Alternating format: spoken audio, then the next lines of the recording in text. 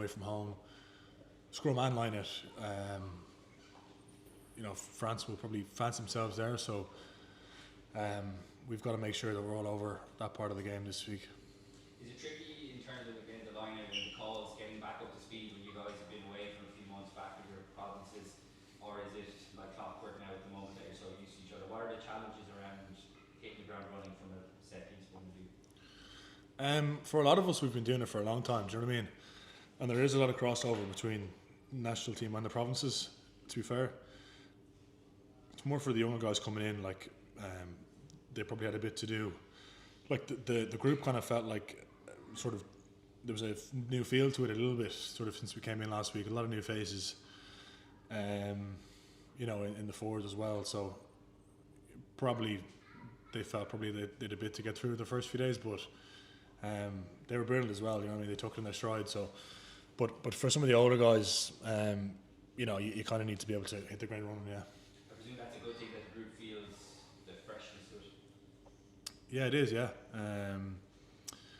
it is a good thing, and we've had a good week. Obviously, we trained hard today. But we've had some time together as well to sort of build those connections with some of the new guys coming in. We went in for dinner a couple of nights ago, had a couple of beers, nothing mental. But it is nice to see so many faces, new faces. Is there a defining feature about playing France, particularly in Paris? How different is it from any other challenge you face?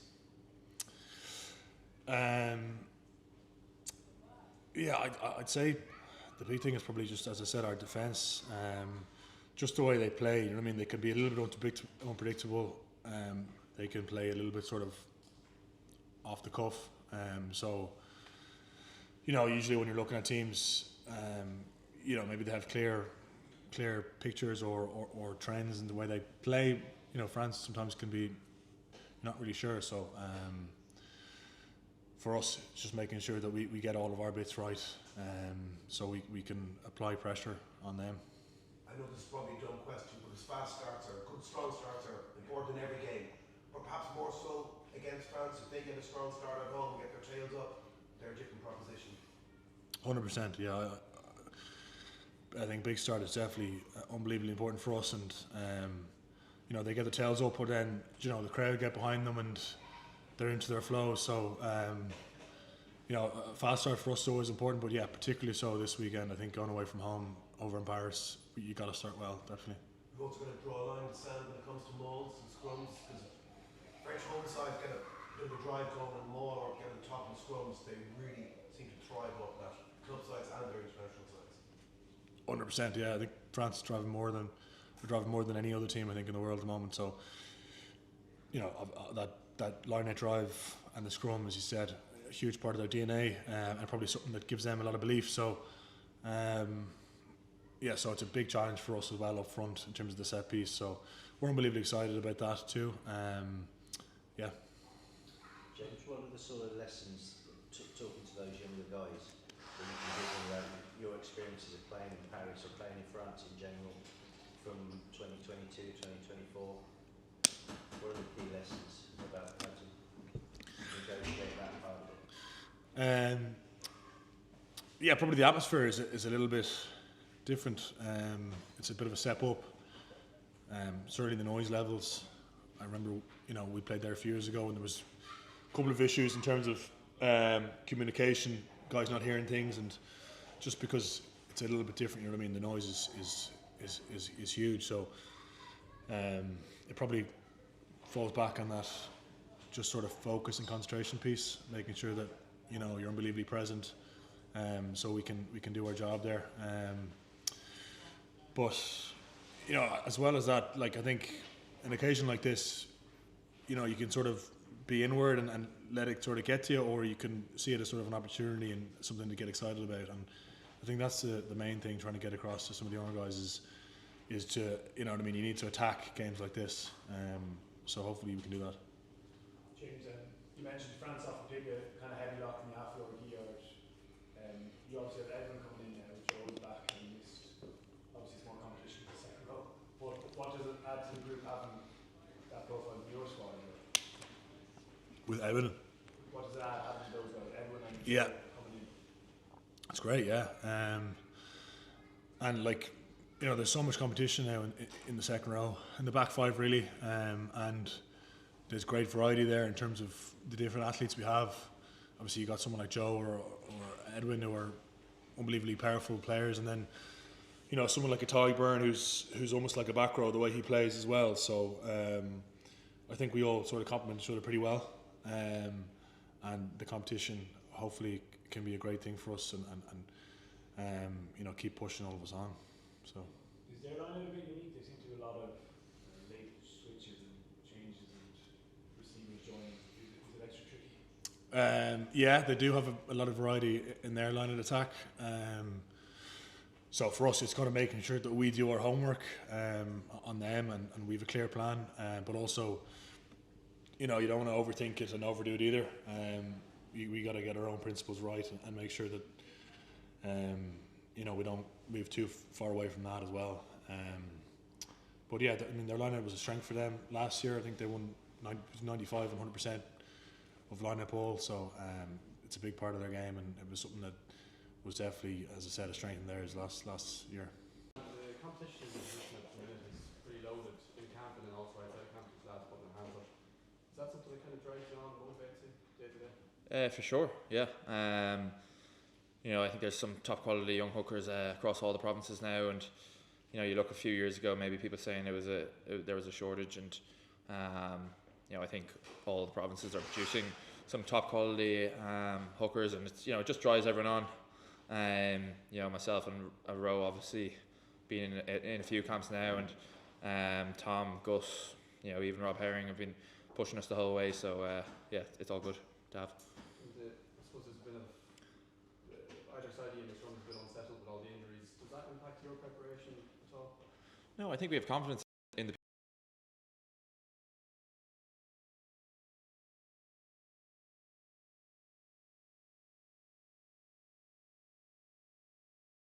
we have. You know, we've done a good job of building some good depth over the years, and you know, we've got some loose heads who have caps, and other teams I think would struggle, but I think we have good depth, that we have good people to come in, and yeah, I don't think a whole lot has changed, or there's been no sense of sort of panic at all in that sort of situation. Thursday night made it any like stranger from your point of view? Obviously, you're still operating with the same kind of schedule, Yeah. but it's a few days earlier. Does it still feel normal, or is it a bit weird that it is Thursday from your point of view? No, it's felt weirdly normal, yeah. You know, in my head it's Tuesday today, and that's just the way it's gone. It was kind of nice actually yesterday, having all the rugby to watch in the evening, having the Leinster game and the Ulster game to watch with the lads, and yeah, I think everything's just been pushed back 2 days, and we just work our normal week. So yeah, I think it should be fine that front. Dan, specifically on Michael Milne, if he does get the opportunity this week, like as someone who's played with him a good few times and back down beside him in training heaps as well as at Leinster, how pleased would you be for him if he gets his first Six Nations opportunity this week? Yeah, Mikey's top quality. You know, you'd seen him. He's probably been earmarked for since he's come out of school to be an international loosehead, and he definitely has the capability to be top world class. And he's a smart rugby player, physical, can scrum well, and you know, hopefully he can take his shot now when he gets it. And you know, I think there'll be no problems there. I think he's a good head on the shoulders, that he loves learning. You know, he's definitely not too big for his boots. If anything, he needs to just get a bit more confidence in himself, and that's our job, to make sure he feels comfortable in the team. So looking forward to seeing how he goes. And just then, I'm sure you were all stunned last week to hear the news about Weenie Antonio. Yeah, yeah, it's pretty tragic. Put things into perspective. You know, only 3 weeks ago we were playing against him, and you know, to hear something like that forces him into retirement, and obviously we wish him all the best.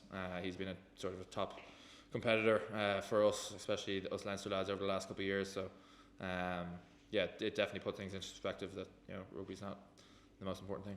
Would you have kind of, after matches and stuff, had many interactions with him over the years through those Grand Scarshell games? He's always been the friendly character. You know, he's probably the opposite of Skelton in some ways. He's the one sort of chatting to you. He'd just be having normal conversations with you in scrums and stuff, and you're just like, what the heck? But you know, he'd come up to you after a game and just give you, just as if he's known you for years. So he's always been that sort of friendly character, but yet seriously talented competitor at the same time. You know, sometimes I struggle to see how he's able to just go from one sort of personality to the other. But you know, he's been top quality for so many years now, and yeah, wish him all the best.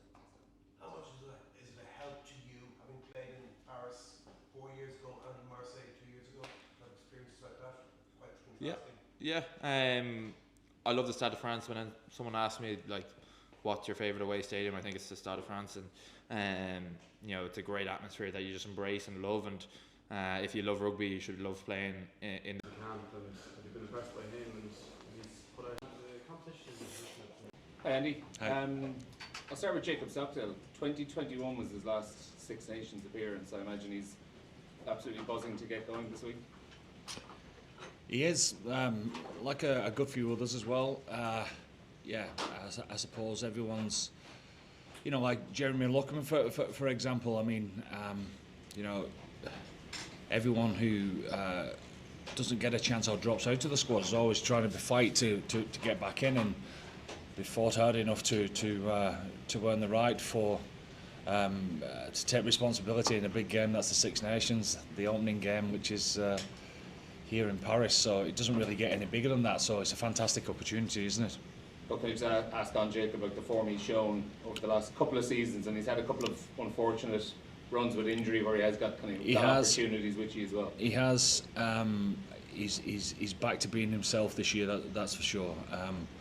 I think if you speak to him, he'll be delighted that he's just simplified things and got down to what he's good at, and that's beating people, and we've seen that plenty, certainly this season. And just then on Cian Prendergast in for a big Six Nations start, how impressed was you with his November form in particular? Yeah, we feel he's matured a lot. The captaincy is certainly helping him, and in Connacht as well. Taking the responsibility, I would have thought, just away from just himself, and able to channel his thoughts in another way has certainly matured him as a player, that's for sure. But yeah, we was delighted with how he took his chance in the autumn, because he's another one who's been waiting for a big moment. You know, he's been waiting in the wings for a good few years, so his time is now to be taken, and yeah, he's across most things in his game, which he's pretty good at. You know, certainly set piece wise, and his work rate around the field is pretty impressive. Will. Andy, morning. Morning. Just with, I suppose, some of the players coming in, have you had maybe individual chats with them, the ones who haven't had kind of, you know, specific time on the pitch, maybe in your first 15 over the past few years, who are coming in now and it's a big chance for them?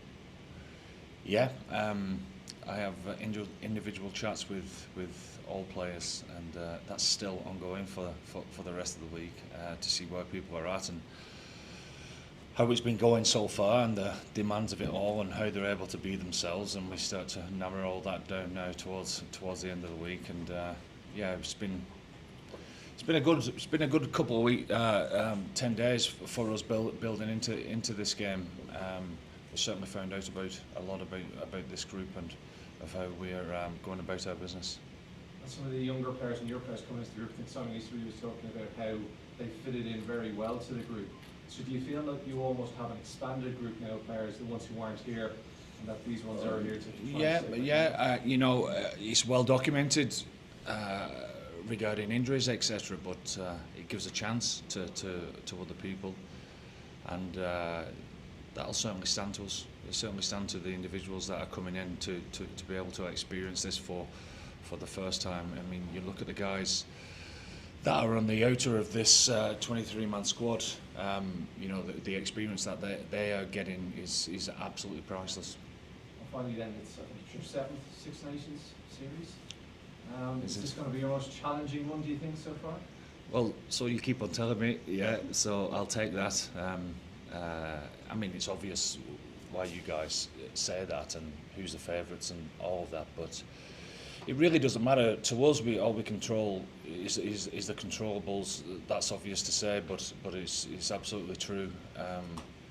We want to be as good a team as we can possibly be, and if we're pulling in the right direction and chasing that down to be the best team that we could possibly be, we need to prove to ourselves that we can be the best team also in the competition. Susanna, thank you. Hi, Andy. Hi. Jamie Osborne at fullback, obviously before Hugo got injured, there's probably talk that he's kind of made that comeback before after being out for a long time. Yeah. Jamie's now been out for a while. What makes you confident that he will be able to come right back in at international level?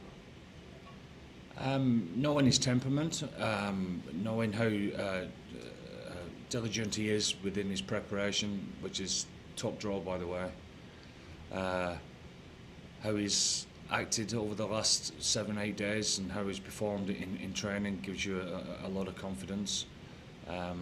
Yeah, there's no better man. I mean, Jacob's playing well. He deserves his chance on the left wing there. You know, Hugo's been unbelievably unlucky. I mean, he was looking sharp coming back in. I really feel for him. Like, you know, to have the thumb injury there. But you know, you look at the likes of Jimmy O'Brien or Mac Hansen or others. Obviously, Hugo. Jamie's the one who's going to fill the spot for us, and yeah, he's had a shoulder injury, so he's fit. He's fit, and he certainly showed that in the last week. And you mentioned Stockdale getting his place on the wing. Was it close between himself and James Lowe? Well, there's always a debate though, but Jacob deserves it. Just lastly, there was a lot of talk about Adogbo maybe being on the bench for his physicality against this French side. Did it come maybe just too soon for him for his? He's still learning. You know, letting people taste the environment, and you know, we like to get people into the environment as soon as we possibly can to get the experience. And obviously, Edwin missed that, and there's an art to be able to get up to speed as far as international rugby is concerned.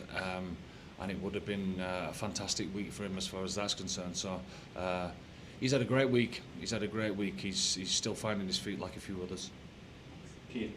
Andy, what's the latest on Tig Furlong, and any concerns that it's another calf issue that's flared up for him? No, I think the right thing to do with Tig for us and for him is understand what the history has told us, and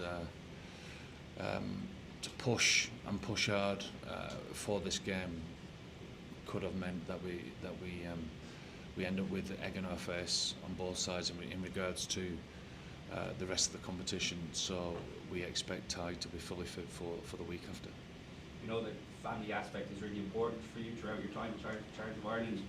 How special is it to be able to give Ian and Sam a start in the same Ireland team? Yeah, no, it's lovely. You can tell that they tried to keep it on the down low in front of all the teammates, but I'm sure behind the scenes, the along with the parents, the proudest bunch. Thanks, guys. Keane, if you'd like to kick off. Jason, can you talk to us about what the challenge is like going up against Antoine Dupont? I said it'd be too quick. How many times have you been asked about that? Well, you didn't play against him obviously last year, so just like what goes into prepping to play like that? A whole bunch. It's a bit different to preparing for a lot of other teams, but he's not the only one. You know, they've got some serious weapons across the whole team. So, but to your point, to your question, it's quite a lot of prep goes into stopping him. What does that look like for you? Is you just watching extra tape, or you know, what does it mean to you? Well, I think we all know the kind of 3D poses, so we would have seen a lot of stuff in the last number of years of, you know, him doing stuff that not many others are capable of. So there's that, but there's also the coaches as well. You know, they're putting a bit of time into him as well. But yeah, it's just a little bit different. Do you think it brings the best out of you when you go up against the kind of elite nines? I'd like to think so, yeah. I've had some pretty good duels with him down the years, certainly at club level, and but yeah, he certainly poses a pretty serious threat for sure. Jonathan, Andrew Goodman was here on Tuesday and we were talking about the state of play and the shape of the game, and there's loads of talk around this. Just kick contesting and scrum. He said it frustrates him a lot because he sees a lot of opportunities, especially in November. What's your sense around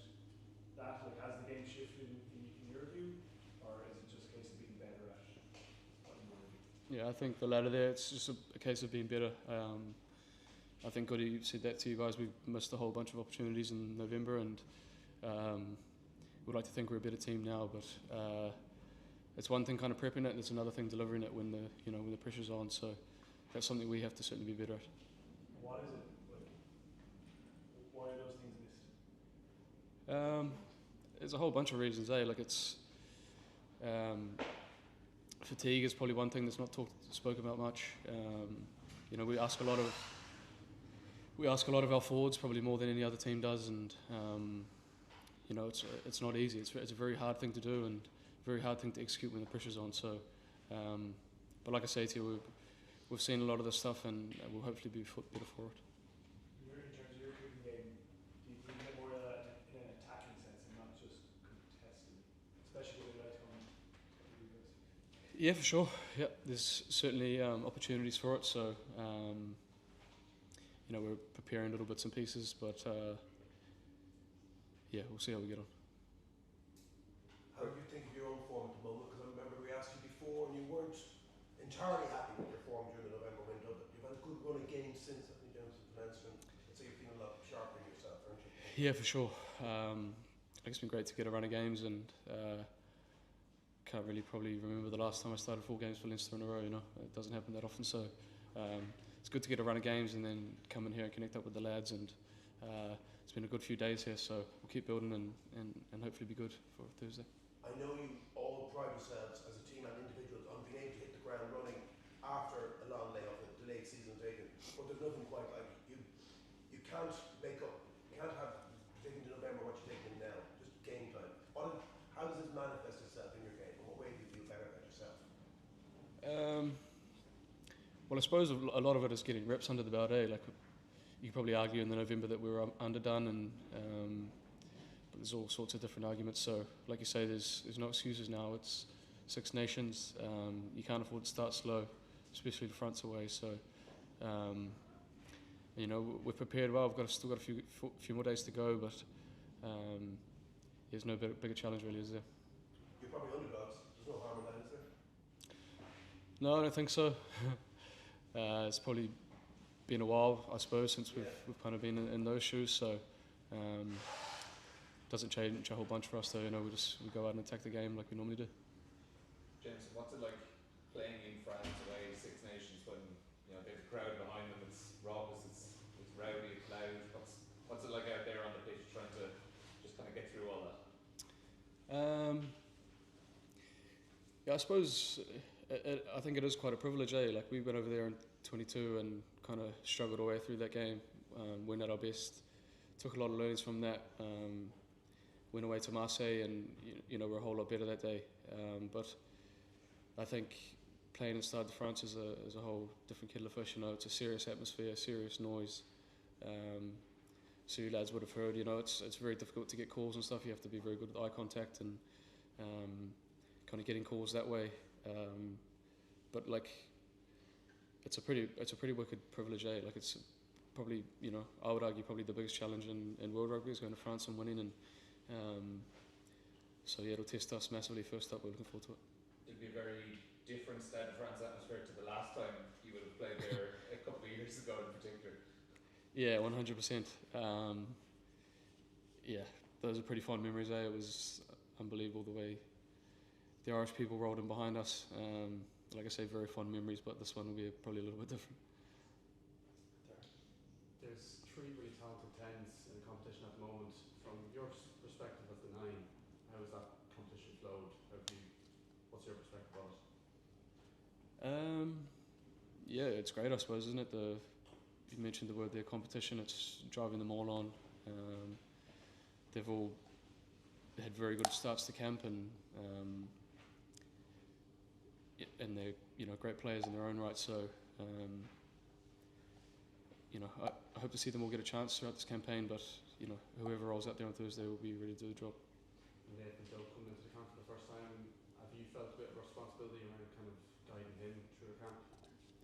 Small bit, but he's been very good. He's been unbelievable actually at getting up to speed, and like all the other young guys, it's kind of been very seamless. That coming into camp, it can be intimidating, like it still is for me coming in every time. But Faz is obviously, like you guys would have heard, big on being yourself. So we hope that it's an environment where they can step in and just be themselves. But alongside that, there's a whole bunch of detail to get over, and they've been very good.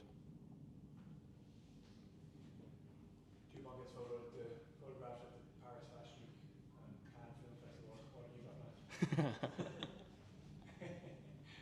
got, Matt? Not a whole bunch. Well, none of those things anyway. Yeah. James, could I ask? I think the French squads, they've got obviously they've had some high-profile names themselves, and when you look across a team like that aren't with some more established stars, and they've got I think 8 uncapped players. What's it like preparing for a team like that you may not have come up against some of their individuals on international stages?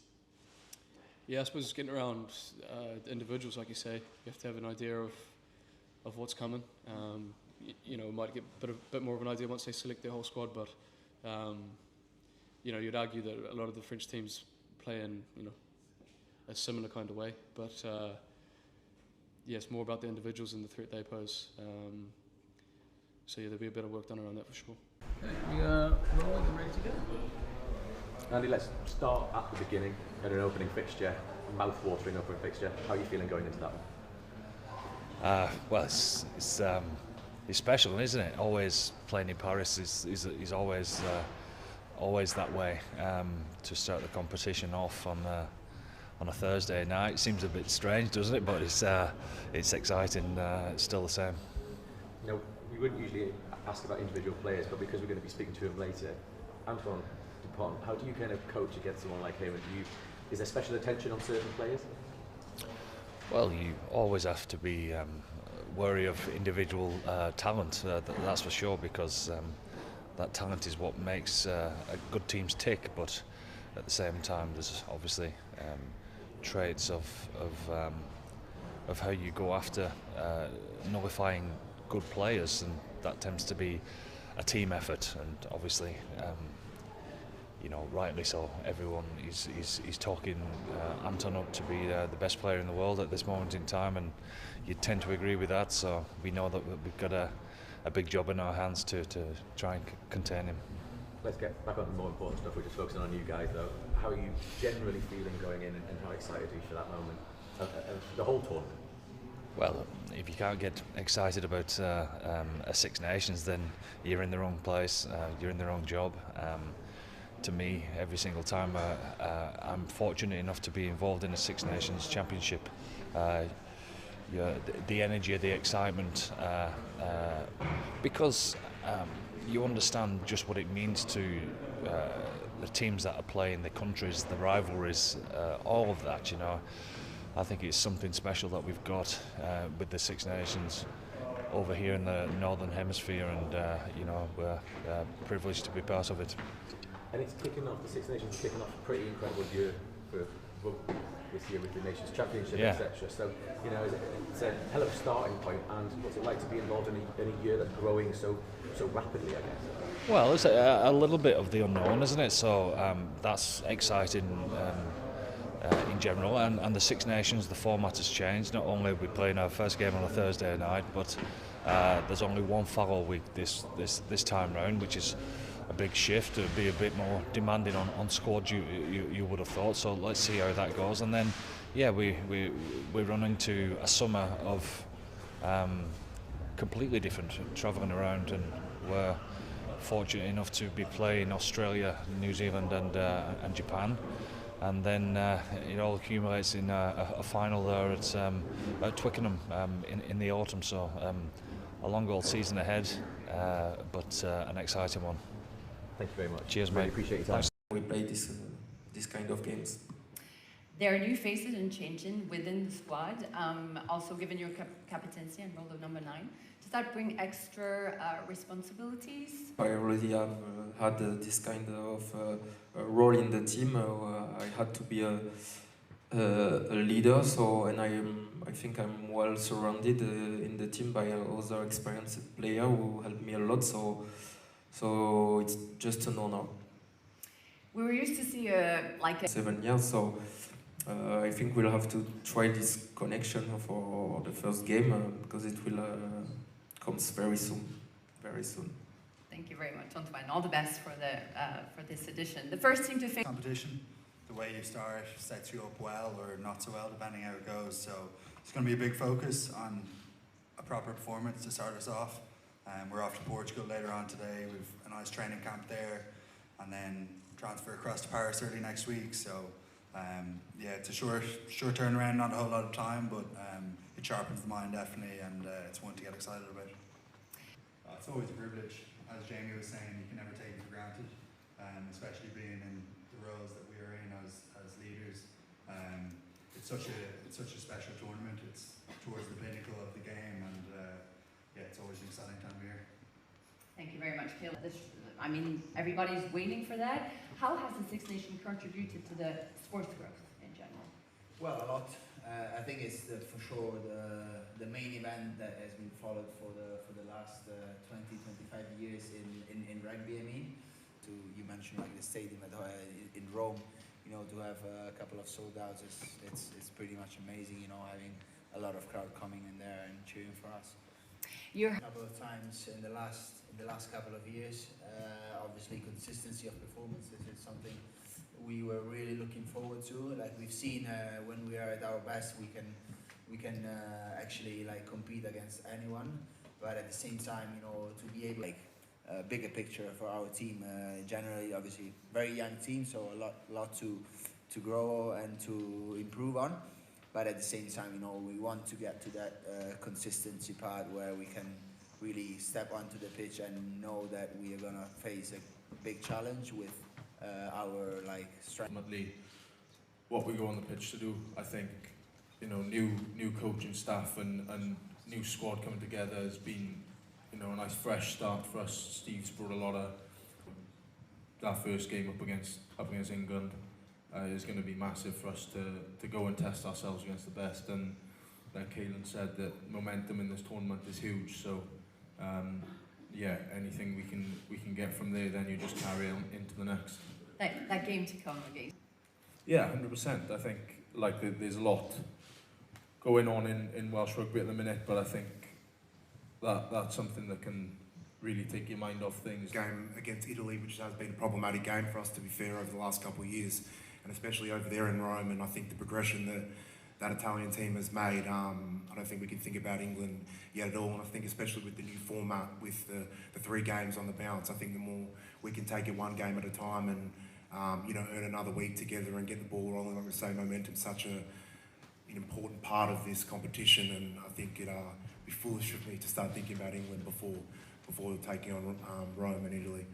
And that's going to resonate with my last. Not achieved yet, but you know, that is the goal heading into every tournament, is to touch the trophy, and I'd like to think that is our ambition. But like I said before, our main focus is.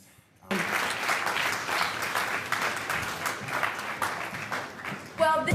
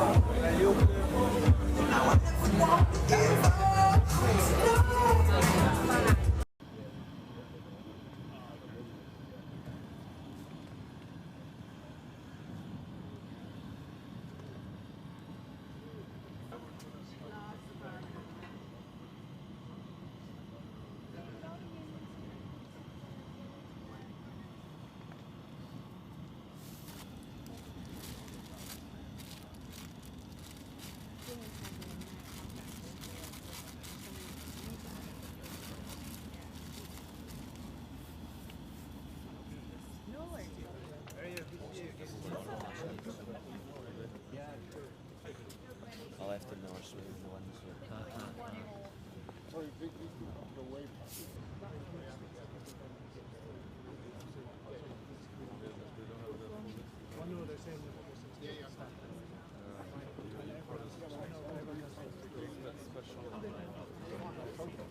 I know.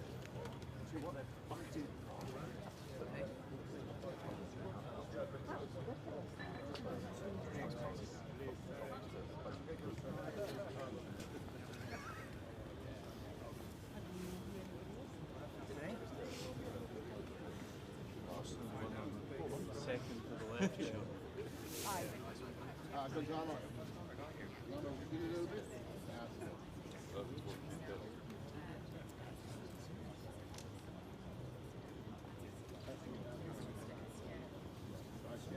Okay, everyone down a beat.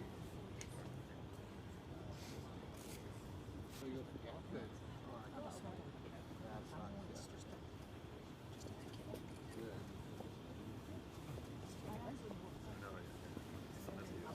Just for proof that we're doing something. Smiles out. That's it. Okay, lovely, yeah. Okay. Sally, can you come in?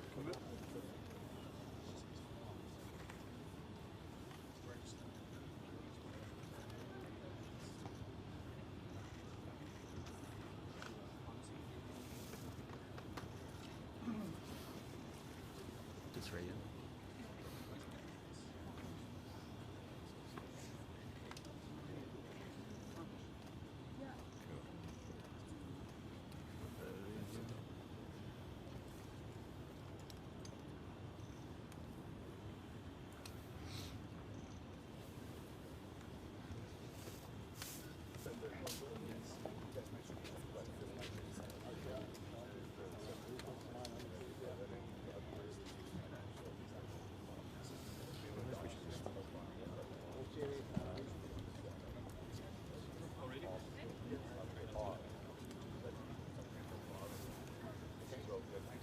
I wonder if you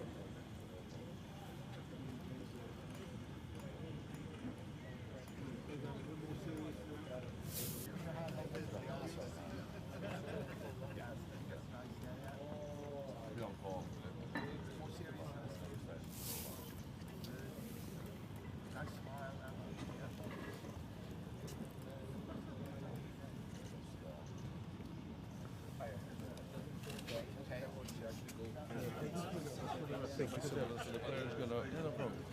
We need to move back for the flash. Yeah, so you're fighting there. I was just going to say something.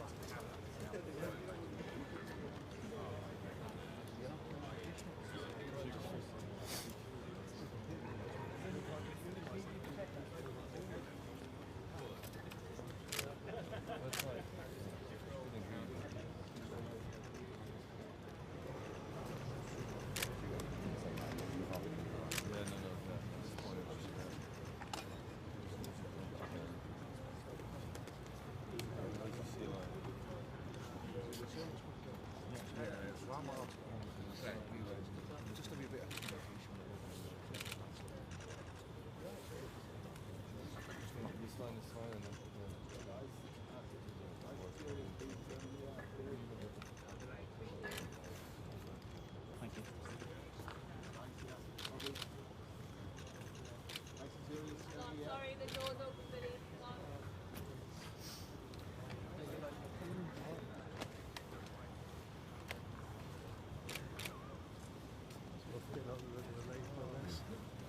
I took the gate like if we were to get the shot, but then bonus to the big issue, you know? I know.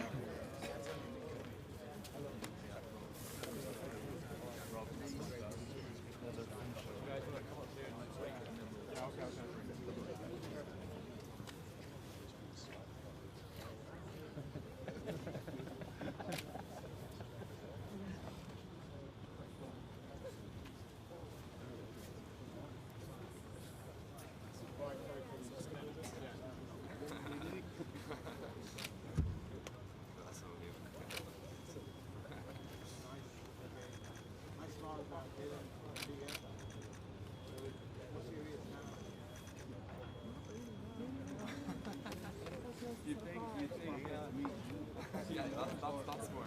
It's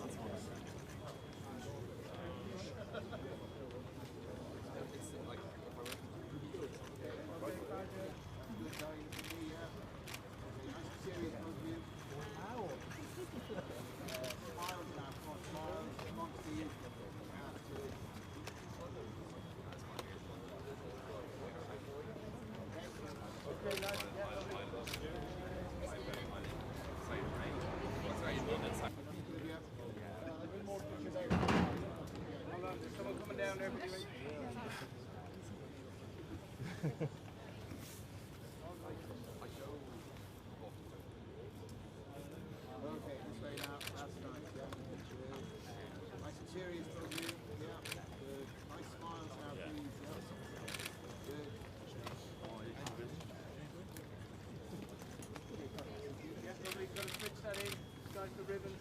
Yeah, I mean, it's Six Nations and maybe it does.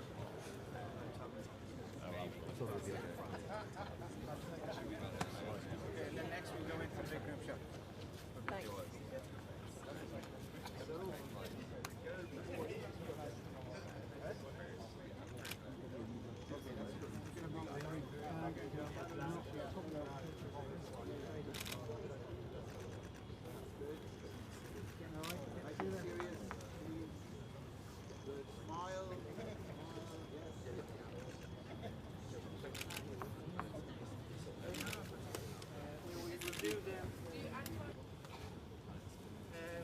This is the greatest one. So where's the? Billy, do you want that one with the ball? No, the greatest one. You've got the job. You've got the job. No.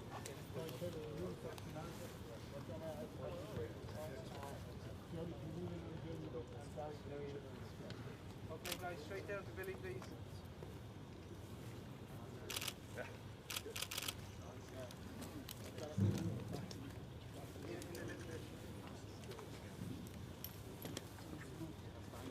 Okay, all smiles and really hot.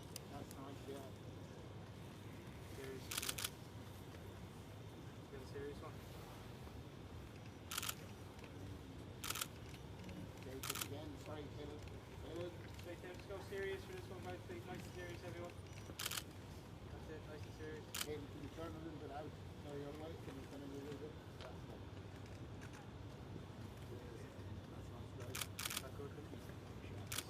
Okay, hold on there, guys. Guys, straight in here.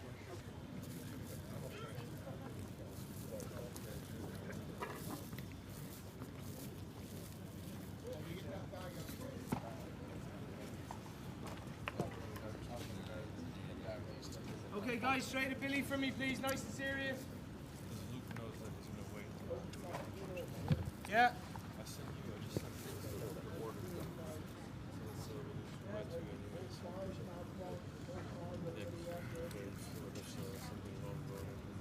Okay.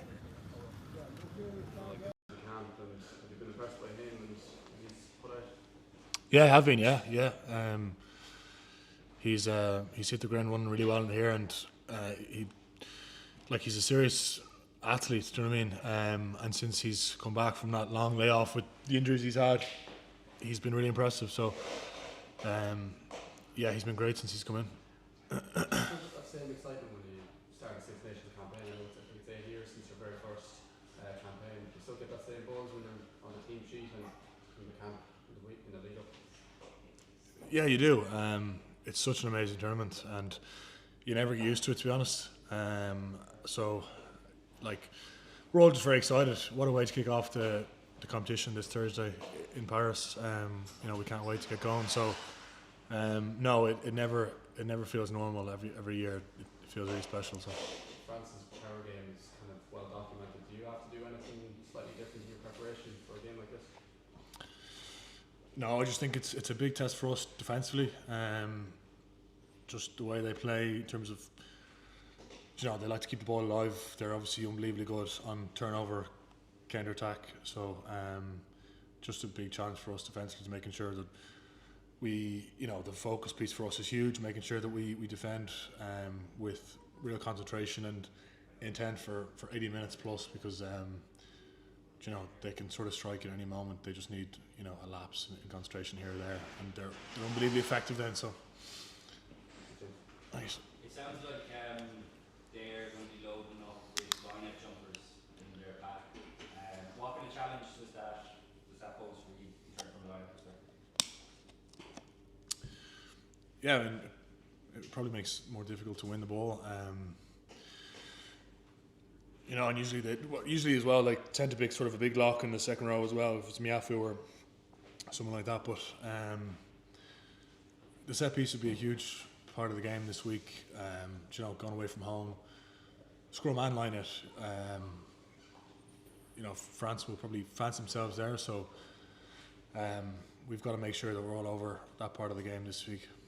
Is it tricky in terms of, again, the line out and the calls, getting back up to speed when you guys have been away from a few months back in your provinces, or is it like clockwork now at the moment that you're so used to each other? What are the challenges around hitting the ground running from a set piece point of view? For a lot of us, we've been doing it for a long time, do you know what I mean? And there is a lot of crossover between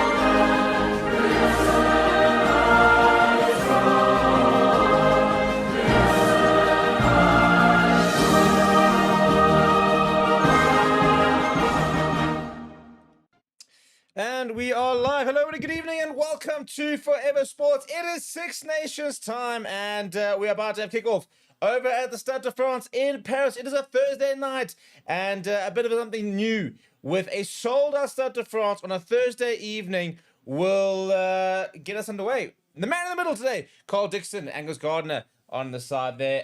It is France versus Ireland. And I'll tell you what, this is a fixture that's been dominated by the home side, both historically and recently. Ireland have won 2 out of the last 3, but just 2 of the last 6 between these two sides. And Sam Prendergast does get it underway as he goes pretty deep. And it's a bit of a new look for each side with a couple of new faces with Michael Guyard, who gets things underway with the first touch of the ball. But the big news for the French is that man over there on screen, number 9, Antoine Dupont, back for the Six Nations. And sort of for in all honesty, in fairness, you know, we had obviously a couple of years ago we missed a lot of Six Nations game due to the build-up of the Olympics. He's obviously had quite a lot of injury issues, but he is back. He is back in the captain's seat and looking to try and inspire France to a Six Nations triumph. And I'll tell you what, a win tonight will go a long way to doing that. But it's a good line there from Ireland, who under a bit of pressure the last couple of months haven't quite been hitting the straps that we kind of get used to. And it'll be important for Andy Farrell and his men to start off strongly tonight and to really start putting down a bit of a gauntlet, really, as Gibson Park goes to the boot. And it's an early chase coming now, and a pretty good contest there from Tommy O'Brien. But Louis Biabari has gone up and done very well over there. And to the right-hand side, Guyard once again a willing carrier. He's up against, or rather next to Charles Olivon tonight in that second row. Charles Olivon usually obviously in the number 7 jersey, but a bit of a tweaking in this French pack for Fabien Galtier. And now Dupont will go to the boot. A couple of blockers in around, but the ball does come back to the French, and it falls back into the hands of Antoine Dupont. Bit of space out wide as Thomas Ramos goes to the left-hand side. Trying to find a bit of space there is De Botera. Gets the ball floated away. Now in space will be at Boris. Chip and chase here from the number 11. He gets away from one. Is he going to be able to get there? It's just short. No, they've locked it on. I'll tell you what, that is Charles Olivon. That's the pace of a second row. Who's managed to keep up all the way there. And the chip ahead from Biabari almost came off, almost back into the hands of Charles Olivon. And that could have been very, very interesting had he managed to hold that on. I mean, Sam Prendergast was basically in the process of making the tackle. So he probably would have come just short. But they did have Biabari as a support over there. Kick ahead back from Jamie Osborne. Prendergast is there. I mean, I think, does he do enough, for example? Is that Prendergast who's actually forced the error? Or is Jean Oliver just not able to gather what is a bit of a wet ball from the looks of it? And now a very interesting moment in the game. We haven't had to wait very long. First scrum of the evening in just the 3rd minute. And we'll have a bit of a reset over here. In terms of your front rows for the French, it is Jean-Baptiste Gros, Julien Marchand, and Dorian Aldegheri in the front row for Ireland. Jeremy Lyman, Dan Sheehan, and Thomas Clarkson. It is very much a bit of a change in the Irish front row. And it's quite a long way to change, where that's some of the things that the Irish sort of supporters have been saying recently, is the fact that we haven't been able to see, or they haven't really been able to see more front rowers than, you know, your Andrew Porters, your Finlay Beelams, your Ty Furlongs. But now they're having to really look at new players, the likes of Lochman, likes of Clarkson, likes of Michael Mullen on the bench as well. It's gone straight down, ball available for Gibson Park, and it looks like we're going to have another reset here coming from Carl Dixon. So a bit of pressure on for the Irish on their 5-meter line. You have to make sure they get this right, because any sort of turnover in this position puts yourself in a pretty precarious position.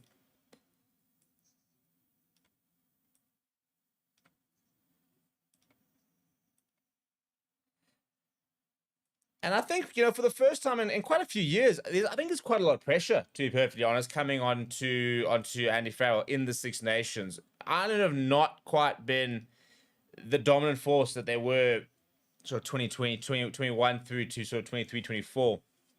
Wasn't involved, obviously, last year in the Six Nations due to the fact that he was doing British and Irish Lions prep. And now it's very much sort of one eye on the World Cup type of thing. But at the same time, you got to try. You want to win Six Nations titles. And beating France in France, it's a pretty good scrum that coming from France. But managed to clear does Gibson Park. This is you go a long way to doing that by winning the match tonight. Now a bit of space for Ramos. Always looking for a bit of space to run. And now that's very well done. Bit of space out wide here. And I'll tell you what, France have done very well with the counter-attack there. I think it's eventually Adesogbi who gets brought down. Bit of space there. Pops out for Jalibert in the tackle. Pops up Julien Marchand, but into the hands of an Irish hand.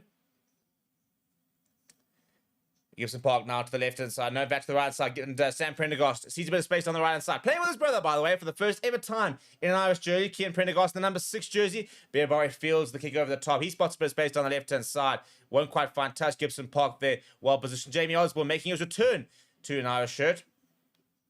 And he's found a really good... I'll tell you what, that is phenomenal. That is phenomenal. That's definitely 50-22. I think the French are pointing to see if that was not out in the full, but I think he's absolutely nailed that. So, yeah, that's a phenomenal kick that from Jamie Osborne.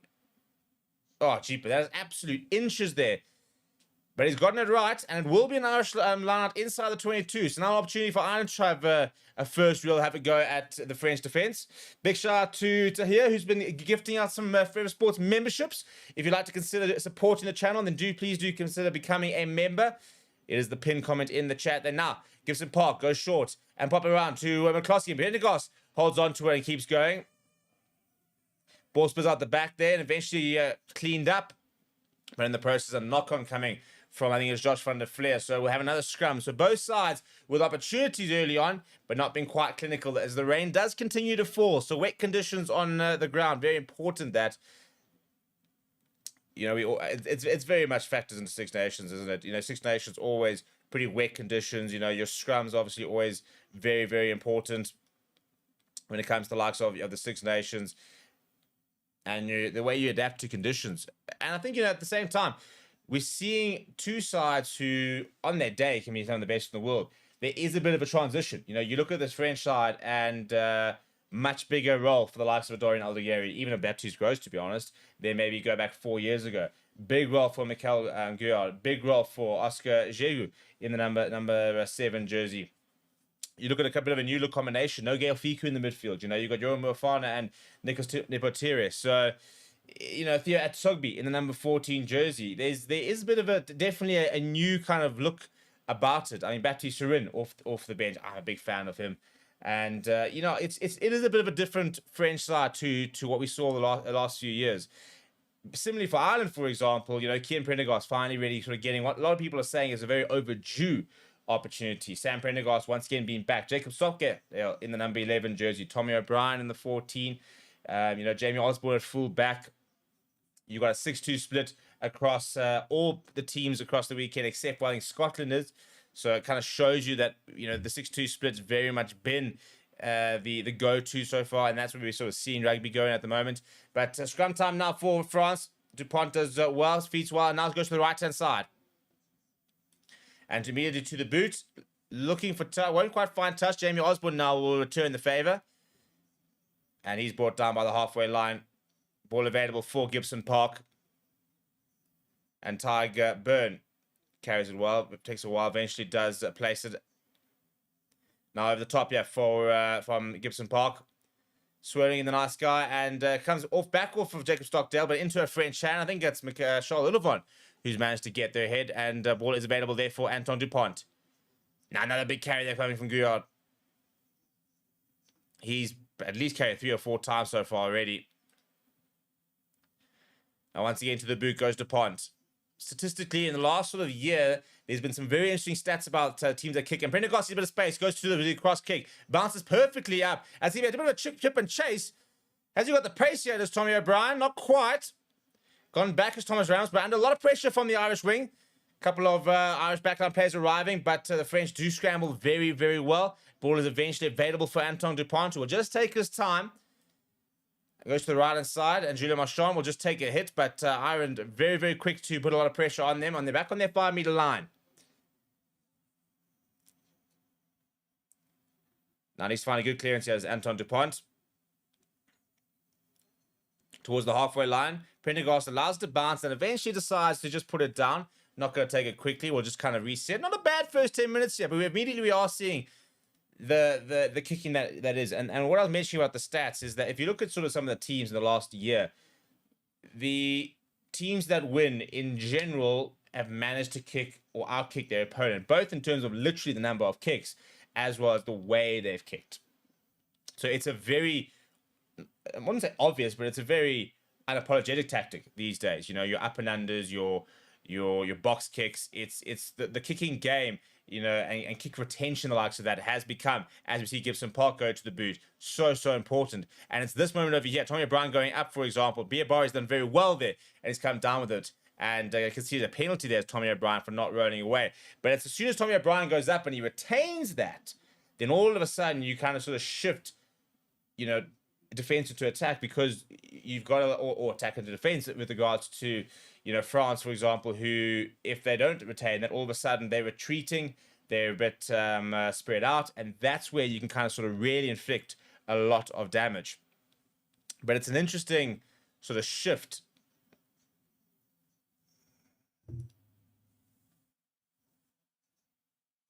And Biabari, who took the kick actually over there. Share now. Goes to the tight burn. Nice in the midfield there. Good carry. But equally good defense, in fairness. Dan Shear slightly flat-footed, but does get over the advantage line. Gibson Park asking for a couple of blockers. He's immediately going to look to go to the box kick. Stuart McCloskey is going to give chase here, as is Jacob Stockdale. Stockdale leads the charge just outside 22. Well weighted. Bounces off Ramos. Atasogby puts it up and eventually manages to bring it down. France at the moment just scrambling a little bit just to sort of weather the storm of up and unders we are seeing here from Ireland. And again, you can immediately see how that's the tactic from Ireland. And look how it's winning them field possession. It's winning them pressure. Little chip over the top from Dupont. A bit of variation there. But Ireland equally up to the task of reading that. And still well inside French territory by Timmy Line. Prendergast goes short, and Tyburn wasn't quite expecting that turnover ball there. And that Sobi goes to the boot.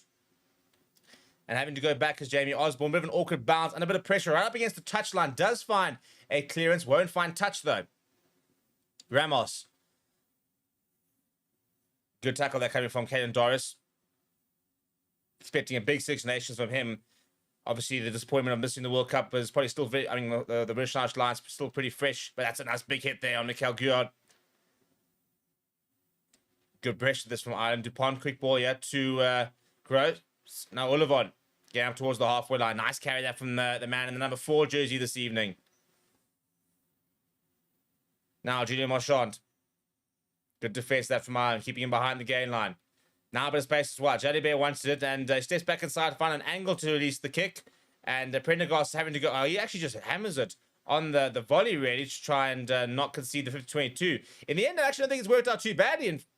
But now, can France make a bit of a opportunity of this? Be a bar, a bit of space. Gibson Parks missed the tackle. Prendergast has got the ankle tap, but he's up and he's still going to go. Look at the pace from Biabari. And that is my... Why you don't give him any space? He is absolutely electric. Is Louis Biabari. That is sensational. Half an inch.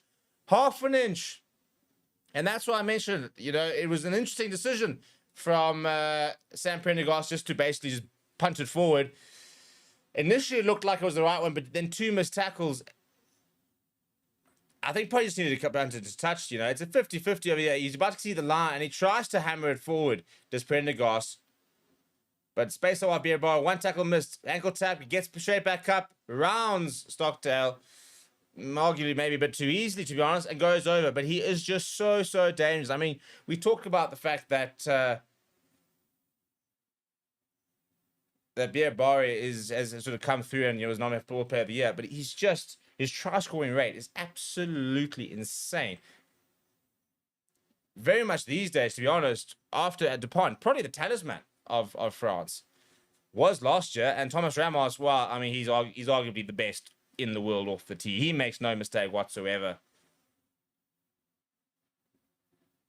Is the slide then, straight back onto his feet, and then rounds the defender. Andy Farrell will be fuming with that. Fabian Gaultier will be very chuffed. And from an Irish point of view, frustrating to have had a reasonable amount of, not dominance, but opportunities, and to all of a sudden concede a soft try like that.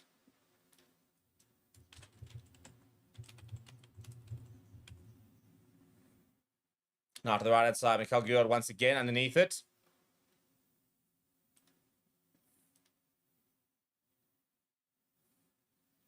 They've done well, yeah, just outside 22. So Dupont won't find touch. Biabari will lead the chase up against the... Antonio Bryan pops up, but it manages to get it on the second attempt. But a lot of French players coming through. This could very well be a turnover ball, if not a penalty for France. Have they managed to scramble? They have not. It is a penalty. for not releasing. There's so many French players there, and it's amazing how just that small juggle, just that pop-up, really, as it went in and out of the arms of Tommy O'Brien, that's what allowed the French to completely flood that breakdown, win the penalty, and now you feel that there's a lot of momentum that's just shifted towards the men in blue. Yeah, it's that half catch there, bang, down, straight, go through, and they're just scrambling. From there on, they're scrambling. Clearly on the ball there is, well, they show Charles Oliver, but it's actually his, I wouldn't say his replacement, but the man wearing his regular jersey, Oscar Giroud, who had his hands on the ball. Good line of that. And Giroud once again, he goes up. Marchand in the back, but come over the top as Kian Prendergast. Dupont's going to have to go and dig for this. Otherwise, this could very well be turnover ball. Can he get the ball out? He does get the ball out to Dupont. To Mufana, not maybe the best pass. Doesn't manage to get that full momentum, but a good strong leg drive makes he's just short of the 22. Slow ball now this time for Anton Dupont. Options to the right and left. He looks to his left. Debatira is there and waiting, as is Biabaro, but he goes to the right hand side to more support. Quick ball this time. Back to the right hand side. Gross. Now change direction. This time to the left. Thomas Ramos delays the pass. Otherwise, Debatira. Gibson Park is there. Makes the tackle. Ball available. 5 phases. Ramos pops it back inside to Dupont. Actually ran into him and then decided to use him as the offload. Marchand this time pick up and go. Pick up and go now once again. That's Anthony Jelonch. Ball spills out though, but I think Ireland have managed to turn it over. So turnover ball, I think there's a knock-on in the process. The question was their first knock-on coming from France, or was it from Ireland itself? It will be a French scrum from the looks of it, so they're saying that there was no knock-on from France.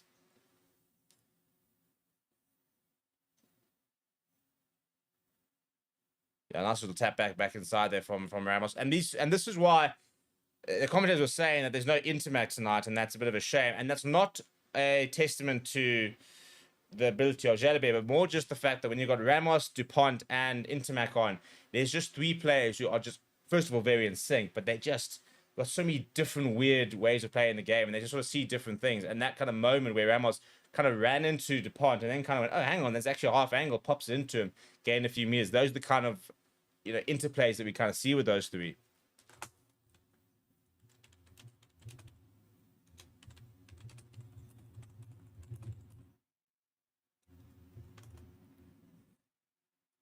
So big scrum here for France on the 22 meters. They've got most of the right-hand side to work with.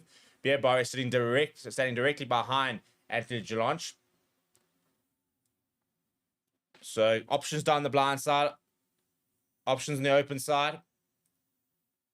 The main thing is to get clean ball here from France. Ball's going straight, Perm's going straight down. Say on the other side is Carl Dixon, so it'll be another reset. We've yet to actually see the, maybe because we're a different broadcaster, there's supposed to be lots of in-play ads during scrums on some of the networks overseas, which has created quite a lot of controversy. I personally don't think it's that deep, but, apparently I'm not, I'm part of a minority. I really don't think a bit of extra advertising into trying to fund coverage the likes of that is that hectic. But anyway, we are ready for the reset over here. Almost 18 minutes played here in this first half over at Stade de France. Pretty exciting 18 minutes. And let's see if France can look to try and double up. The ball is, the scrum's got down. The ball's going to be available here for Dupont. And he goes to the right side. Jalabert looks to wrap around Mufano. Pops it back up to Jalabert, but it's a fantastic read there from Gibson Park. The ball's come loose. And now it's sort of scattering around. It goes back and, was it out? No, falls back eventually to Jegu, who then gets dragged out. But the ball's actually got ripped. And France looks to take it quickly, but I actually don't think it is a French line-out. There's a lot going on there. We'll have to do a bit of reviewing on who's who in the zoo.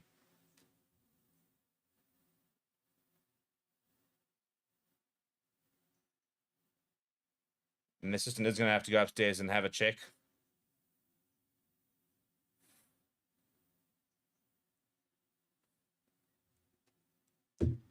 It's a great read there from Gibson Park. I mean, I think he was probably the Form 9 in the world last year, Gibson Park. Probably actually been the Form 9 in the last couple of years. And that read in particular is so good. I mean, the wraparound from Jalabert as he's getting to the ball, Gibson Park on. They go short 30 France the line, back to Julien Marchand. Straight over the ball there, though, and surely going to win the penalty. No, in fact, saying there's no rolling away. Quickly taken now from DuPont. Runs into Gibson Park, bounces off him, pops it back into Guyard. Good tackle this coming from Kevin Doris. It's a ball and all tackle as well, so slows things down for France. Now DuPont. Jalabert, inside ball there. Good line being run by Julien Marchand. Nice big hit coming for Sam Prendergast. Quick ball once again from DuPont to Mofana. Back inside to Jalabert. Good momentum this year from France. Now Jegu sits down Gibson Park, but gets back up and keeps going. Prendergast now eventually brings him down, but lots of momentum here for the home side. Marchand now. Slow ball this time. Eventually available for DuPont. Mofana. Nice hit there from Doris. Good line being run there from Anthony Gellant. Gets the ball away. Pick up and go once again. Good work this year from France. I think it was Francois Cruz getting involved. Ball back inside to Ramos. In and amongst a lot of forwards. He's an interesting ball carrier. Guyard once again making himself available. Once again will carry. We're still off that away in the tackle. Good hands. Space out wide now. Demetriou comes back inside in the mid tackle, but he won't take back into the hands of Prendergast. And oh no, Prendergast, tell you what, he's giving it back into the hands of Tommy O'Brien. That'll be carried over. I thought he had almost put it back into the hands of the French. This is going to be a French 5-meter scrum. Prendergast under a lot of pressure, made the interception, but then almost put it straight back into the hands of the home side, who basically could have just darted it down. Needed to kick it there, to be honest. Not a great pass, Tommy O'Brien. He managed to get one hand to it, and then he's absolutely swarmed by French players. And the only thing you can do is basically just dart it down for a 5-meter scrum. And once again, France well on top, and big opportunity this. I don't know, they're basically in survival mode, to be honest. I mean, Prendergast looks a little bit shell-shocked, and that probably sums up the last few minutes.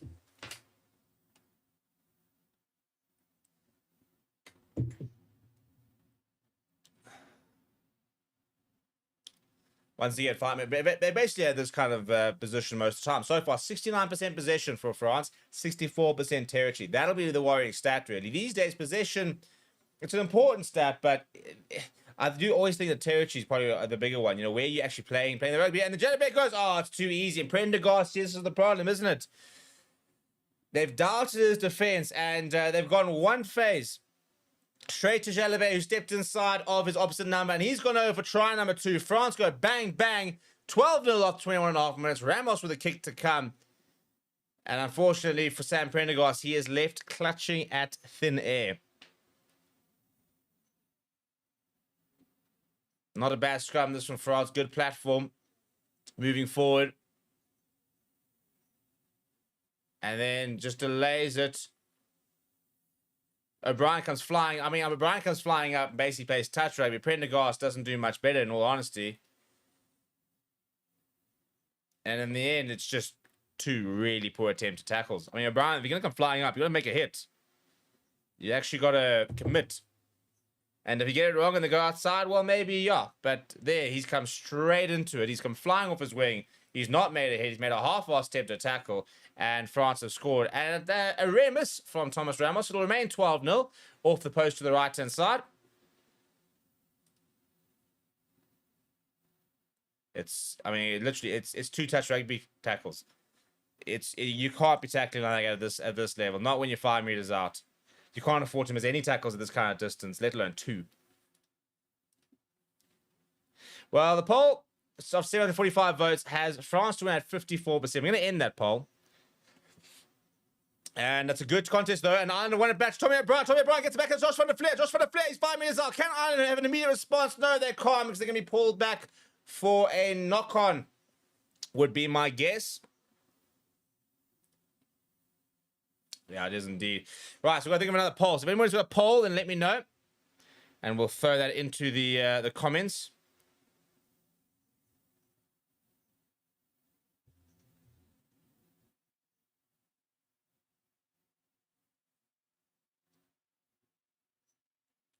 Yeah, it just comes forward off.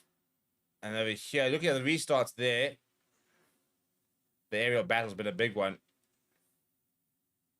And there, just gets ahead to Tommy O'Brien. That's when the knock-on comes. So it will be a France scrum.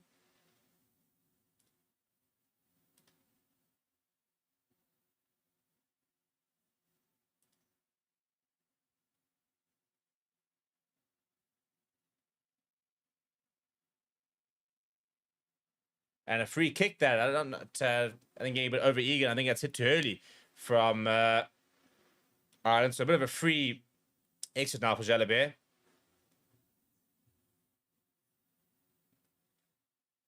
Kicks us deep, and Osborne's caught on the ball. Probably need to get rid of that. Ireland do scramble. Ball is available though for Gibson Park.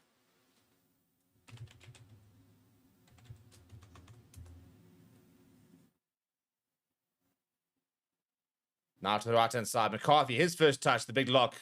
Comes back inside. Beats one or two defenders, and immediately they'll go back to the butcher, Will Gibson Park. Now chip over the top, bit of a variance. Then Tommy O'Brien, can he get up there? No, the ball goes back towards Ramos.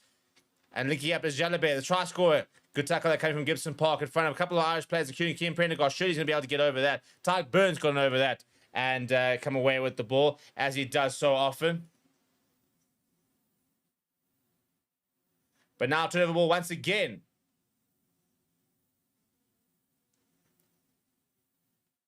Ramos now, just short of the 22.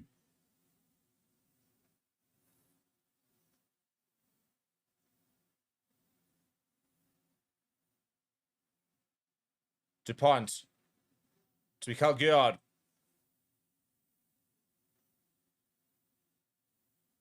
Keeping a bit more simple going to the big titan Aldigeri. Slow ball this time for DuPont. Pops it up short. DuPont to the left-hand side. Nice and hard. That's good running. I mean, that's just hard running. They come from Debatera.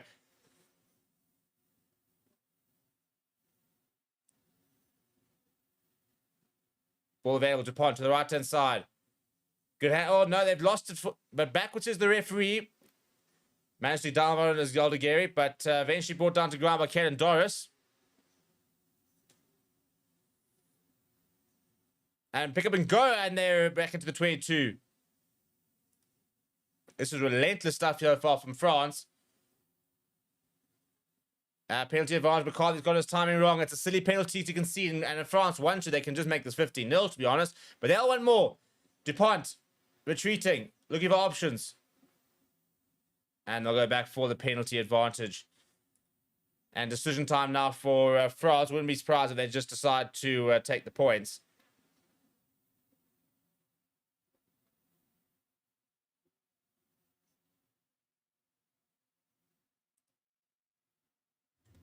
Yeah, Ramos, I think he'll just wait for his tee. Just take the 3. That's the call. Well, 13 minutes left on the clock. Why wouldn't you? Just go and add an extra 3. Get yourself up to 15-0. Now this is a bit worrying. Aldigeri's down. Receiving a bit of treatment. Looks a bit sore. The replacement would be Regis Montagnier.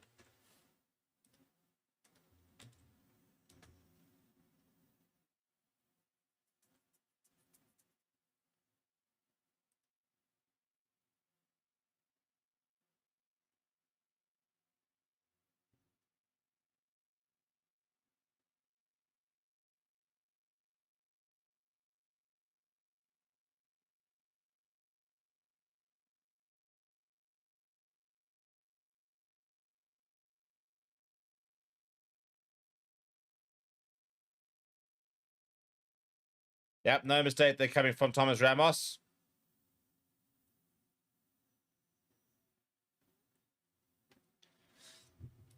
Yeah, and I think Ireland, well, 15-0. It's the perfect start for France, but there's been moments for Ireland. That's what I think they probably need to focus on. The first sort of 10 minutes, they had a couple of opportunities. Since then, it's been one-way traffic, and it's basically been a blue wave. But Ireland can't let the guard down, because if you concede another try, for example, that becomes a big mountain to climb. Whereas the opposite, if you can score now, get yourself back in the game for half time, then anything really can happen. As DuPont goes to the boot from the kickoff, will be another contestable. Biabari is up there, ball bounces back, and Francois Kroos gets up there. So rotation of the ball, but now the ball's come back. Has he knocked it on in the process? No, says the referee. Slippery ball. Thomas Ramos just chips it back over the top into the hands of Jamie Osborne. Osborne sends it downfield. Back to Ramos. 15-15. Ramos takes his time. He's looking for touches, Thomas Ramos. And has found it. But it's a good touch finder back towards the 10-meter line. So sends Ireland way back into their own half, which has kind of been the problem as well. They've basically been parked and then kept back. inside their own half. Going to some of the comments. DJ Dexter says, come on, Ireland. And Wesley says, I'm surprised the Irish are looking so bad. Well, I'll tell you what, the France have looked really good so far. And Ireland have looked a little bit shell-shocked at times. But got to get back to basics. Got to get back to basics. Set piece. And this is a good opportunity. Caden Doris with the back of a line out. Finding a meter or two. Got to try and find those small wins, I always say. It's those small moments.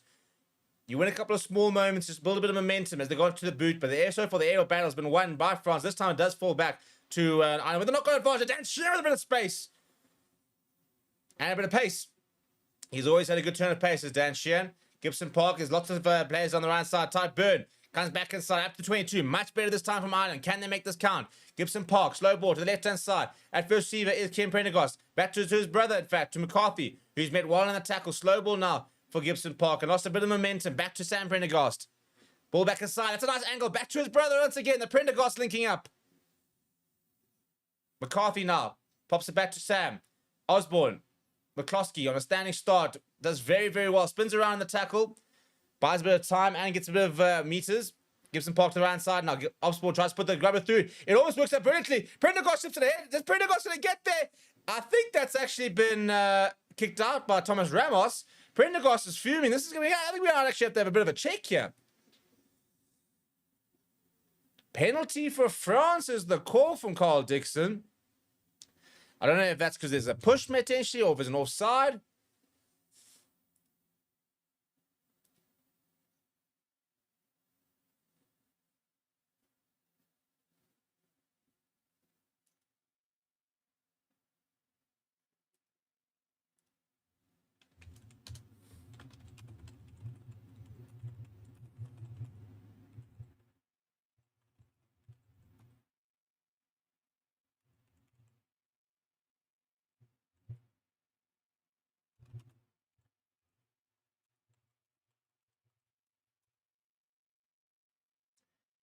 Not a bad line, but getting the timing wrong as a referee, as Carl Dixon wants to have a conversation about this.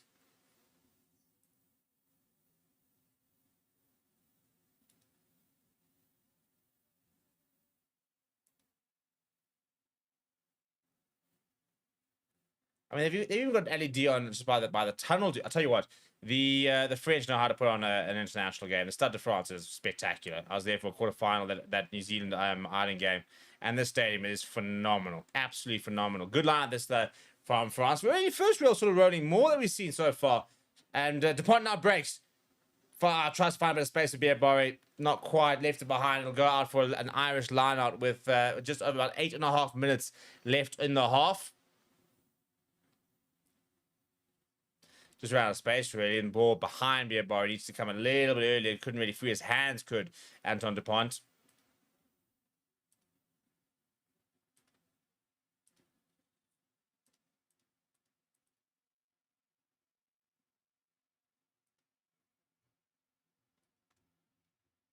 Much better this time from Ireland. Now, can they make this count? Bit of space out wide. Josh van der Fleer brought down. Gibson Park to the right-hand side. McCarthy, first receiver. Prendergast is... oh, that's a nice little wrap around there for McCloskey. Now he puts his head down. Stu McCloskey. Not the quickest man, but... lots of momentum there. Gibson Park to the left-hand side. Straight through the legs of Joe McCarthy. And now Stockdale's going to have to really... scramble. Atasogby makes a good tackle. Now slightly isolated. Has he missed it? He has indeed. Says the referee. Now space on the left-hand side. Prendergast trying to create a bit of space, but caught on the ball by Jean-Baptiste Gros. Good work that from the loose head. Prendergast, not fun to flare, but a bit of space. And he loses in tackle. Far too many errors so far. Quickly taken, though, from France. They're really trying to up the ante here. Thomas Ramos now sees a bit of space. He's running towards the gaps. Hands now. Mufana goes to Biabari. Biabari's going to step back inside. Throws it back inside to Anthony Jalonch. High-paced rugby this time for France. Really, almost uncharacteristic. I mean, we all know that they can turn it up, but we've been so used to that big pack of theirs. Now Jalabert with the chip and chase. Almost manages to regather. Goes backwards, back into the hands of Kroos. Now a bit of space for Jean-Baptiste Gros. Into the hands of Michael Guillon. With space on the way. Back inside to Charles Olivan. It's the forwards. Charles Olivan's over. Goodness me, that could already be an early try of the season contender. That is simply sensational from France. And it's the forwards as well, combining the two locks. But you can see the pace of play, which is something we kind of always associate with Ireland, is that quick attack, that upping the sort of the tempo. But France have been taking things quickly. They've been keeping the ball alive. Chip chase from Jalabert. It falls behind, but well picked up on the floor. Quickly to Jean-Baptiste Gross. Drawn man, pass back inside from Girard to Charles Olivan. Then he's got the pace, and he goes all the way. He's had a good start to proceedings in the number 4 jersey, Charles Olivan. Couple of injuries there, and he's, I'll tell you what, he's a pretty worthy replacement. Thomas Ramos now to make it 22-0 after 34.5 minutes. And the flags are raised.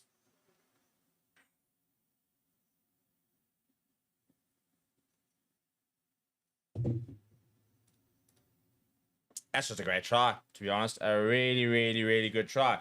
Summary so far for Vader Ice here is the fact that Ireland had a couple of early chances. Since then, it has been Les Bleus who have been running right. In fairness, they've looked really, really good.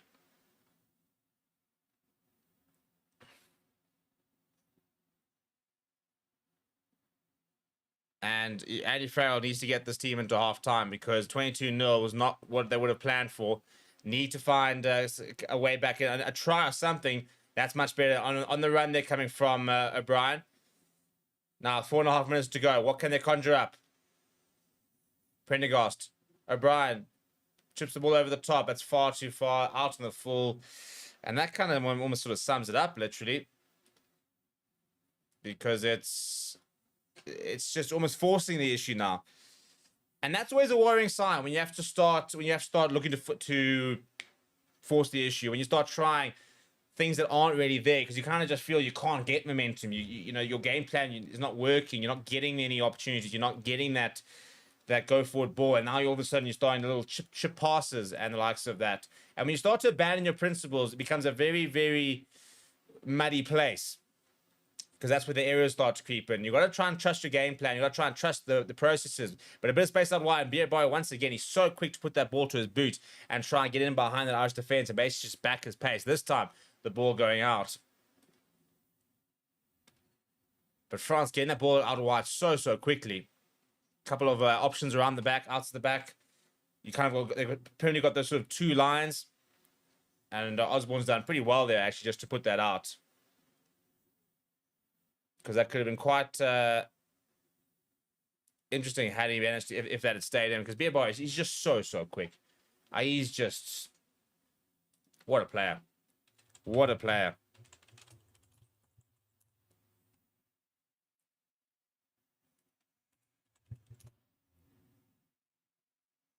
I mean, you think that you got Damien Penaud, the France all-time top scorer. He didn't even make the squad. And it's amazing how quickly he's been forgotten because of this man in the red scrum cap. It is the era of wing scrum caps, but that's much better from Ireland from a good rush defense point of view. But now, they just get slightly fractured. Jalabert just puts the ball in behind, slowly rolling towards Osborne. He steps inside. That's the wrong decision. There's just blue shirts everywhere. Tommy O'Brien under a lot of pressure. Are they going to be able to maintain this ball? Ball's eventually available for Gibson Park. Wasn't the right call that for Jamie Osborne to hang on to it. He just decided to, but Ireland have managed to scramble well enough to get him out of jail. Now Gibson Park, just over 2.5 minutes left on the clock. Will look to find touch. And does find touch. Ramos thinking about taking it quickly as they have all evening. This time electing against it. I think it's actually been touched by a French hand. Just looking at that decision here from Osborne.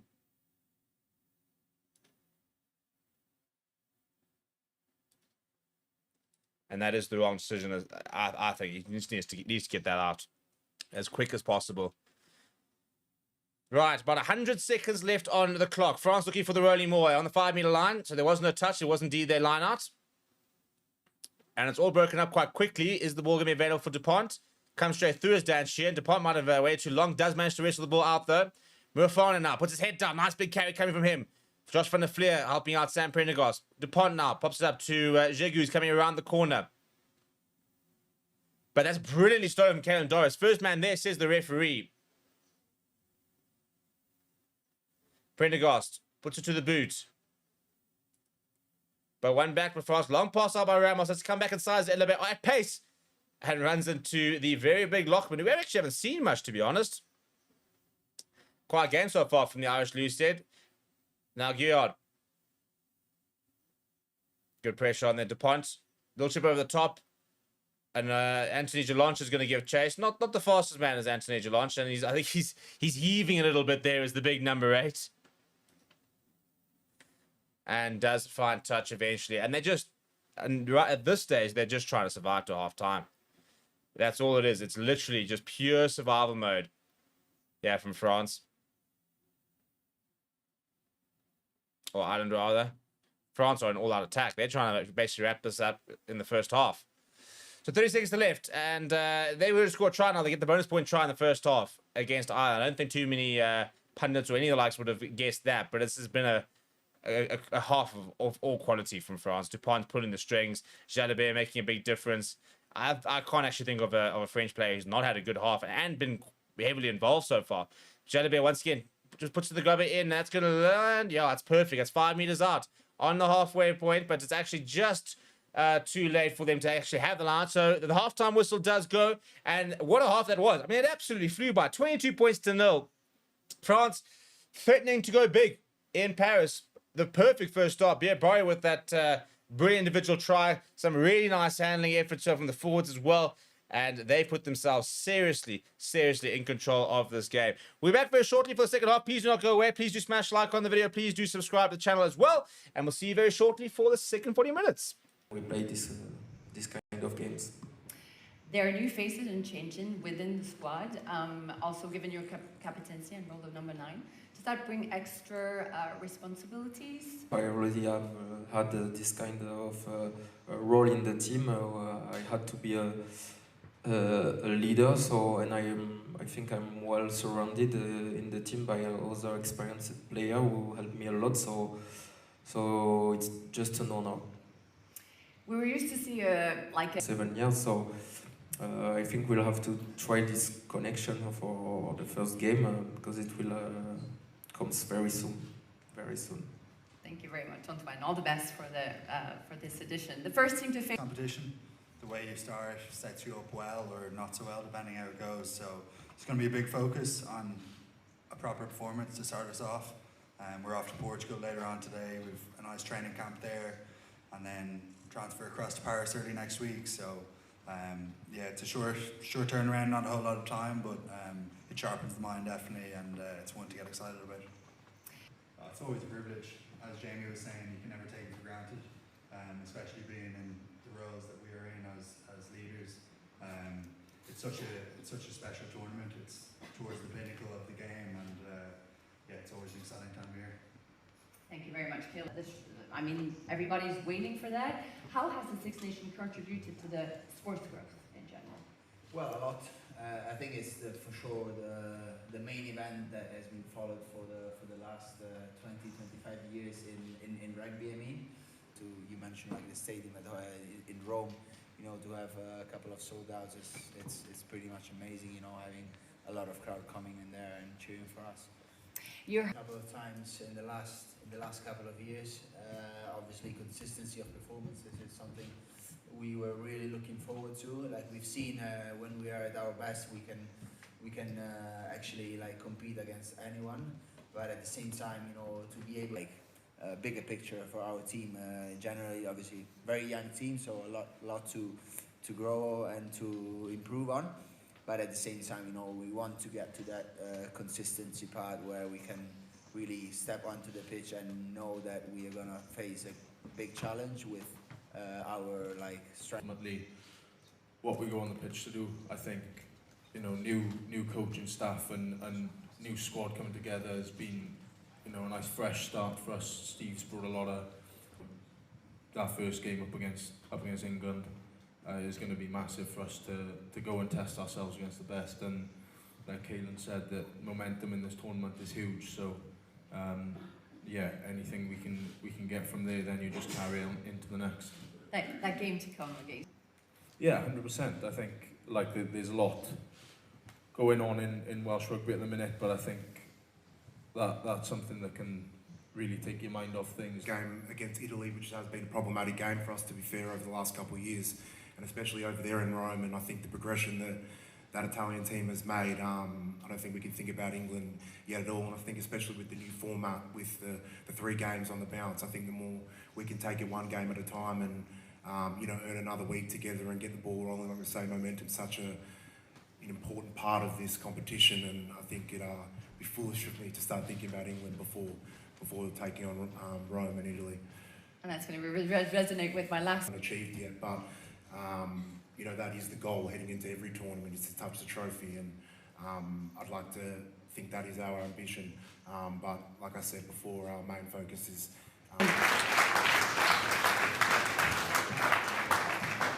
Well.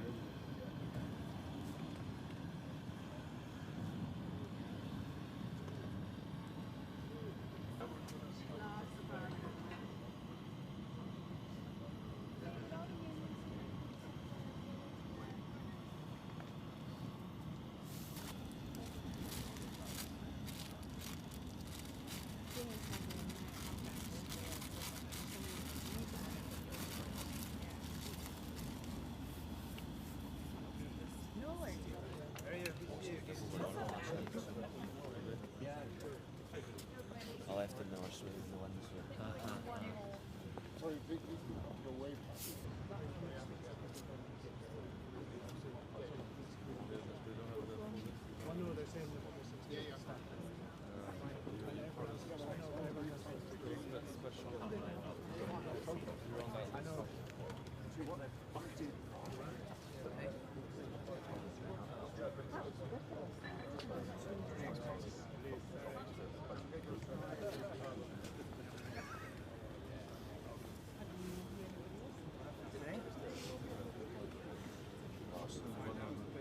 Second to the left, sure. Gonzalo. Give it a little bit.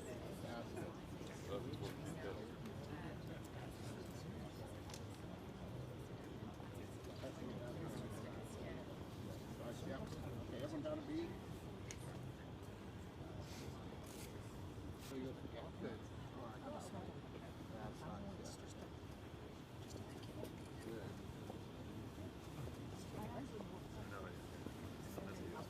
Just for proof that we're doing something. That's it. Okay, lovely, yeah.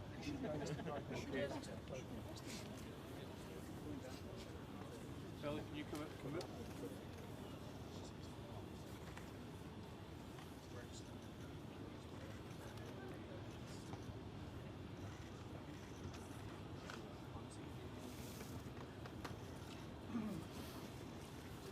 to 3, yeah.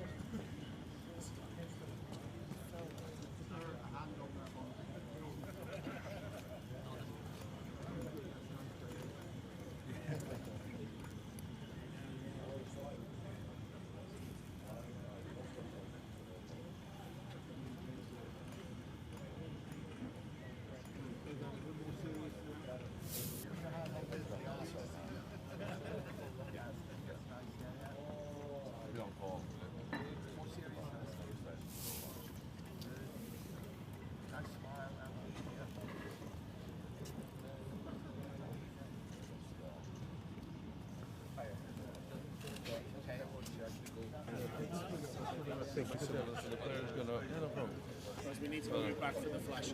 Yeah, so you're fighting. I was just going to say something.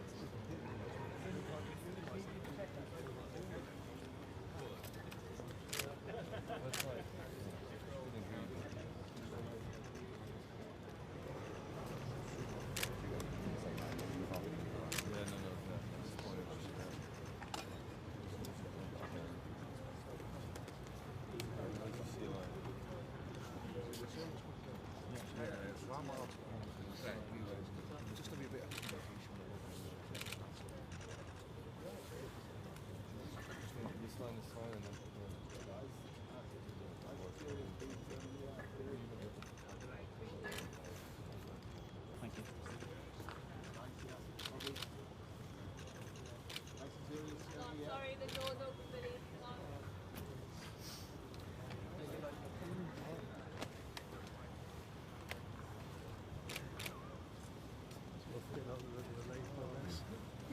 I thought we'd get like if we were to get the shot, but then bonus to the resolution.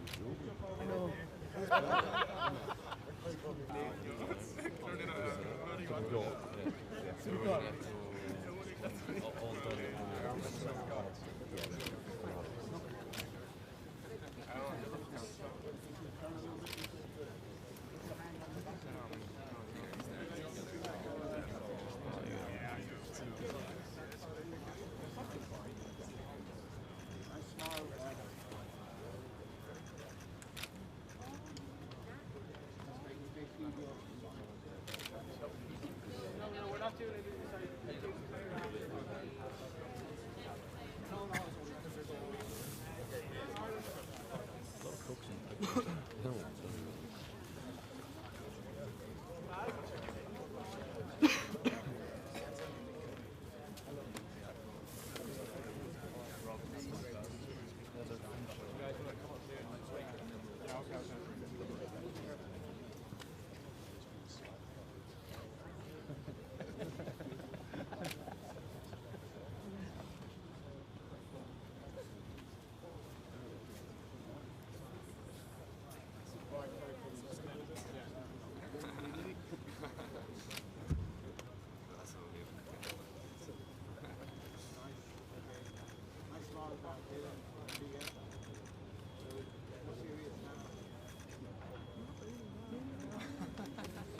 You think, yeah, that's smart. That's smart.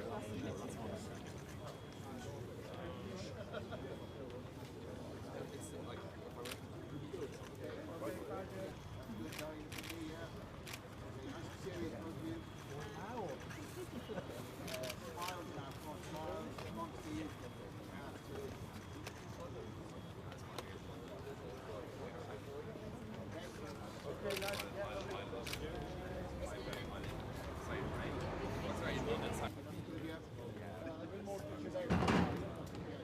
Someone coming down there for you.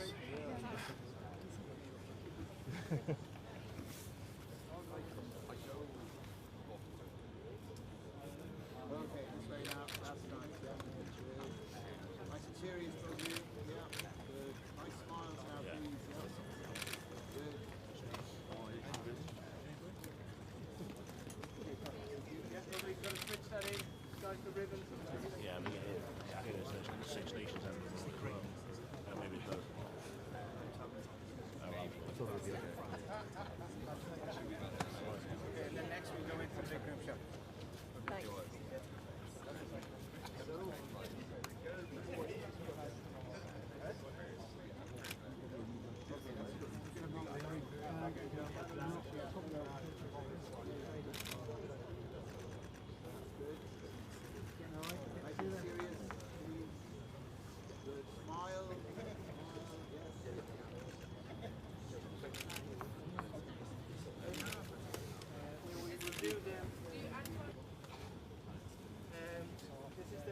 Greatest one, so where's the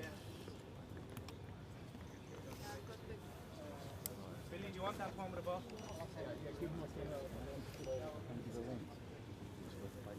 The greatest one. You've got the job. You've got the job. No.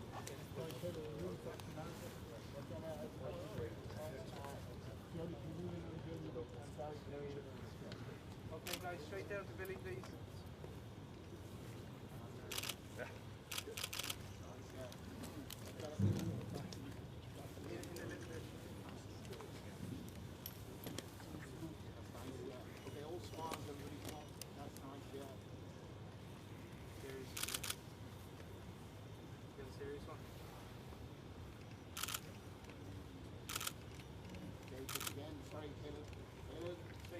Serious for this one, guys, please. Nice and serious, everyone.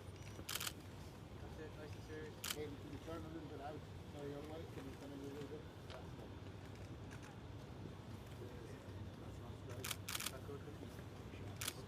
Okay, hold on there, guys. Guys, straight in here. Right, welcome back for the second half. And I'll tell you what, work to do for Ireland because they were outplayed in that first half. And France, well, this is a statement of intent so far. 20 points to 0. And it's been one way, in fairness. You know, Ireland had one or two early chances, but since then, they have been under a lot of pressure. And what's been quite interesting is seeing a marked difference, and I think, in the way France are looking to play. They're really trying to speed up the play, for example. They're taking the lines quickly. They're using the balls. We've seen a couple of mauls, but in general, we've seen the backline getting quite involved, trying to get the ball into a Biabari, for example, and it's been working. Jalibert had a very solid game. In fact, I think most of the French side. I mean, that man over there, Michael, he's 15 carries in that first half, 41 meters made, as well as 7 tackles. I mean, he's been absolutely tremendous.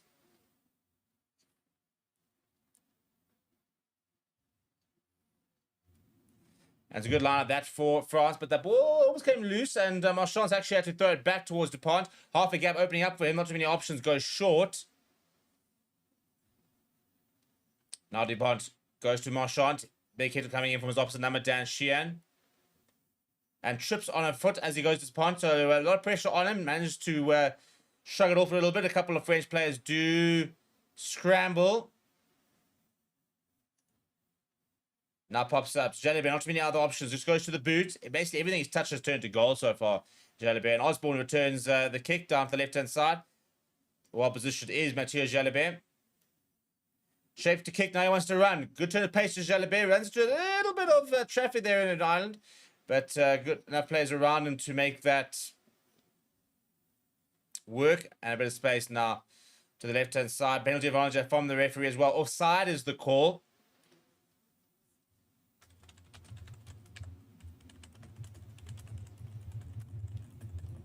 But space for Gure once again finding a bit of momentum. Hands. Ramos with the overlap.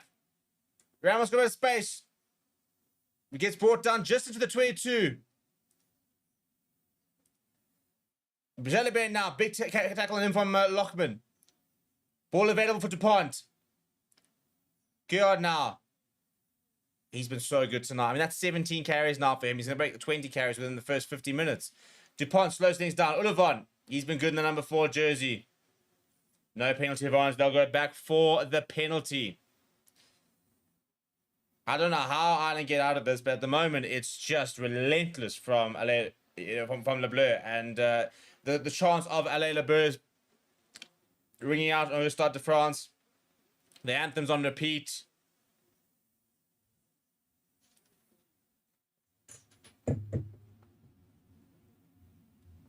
And this time, not taking the 3, going towards the corner.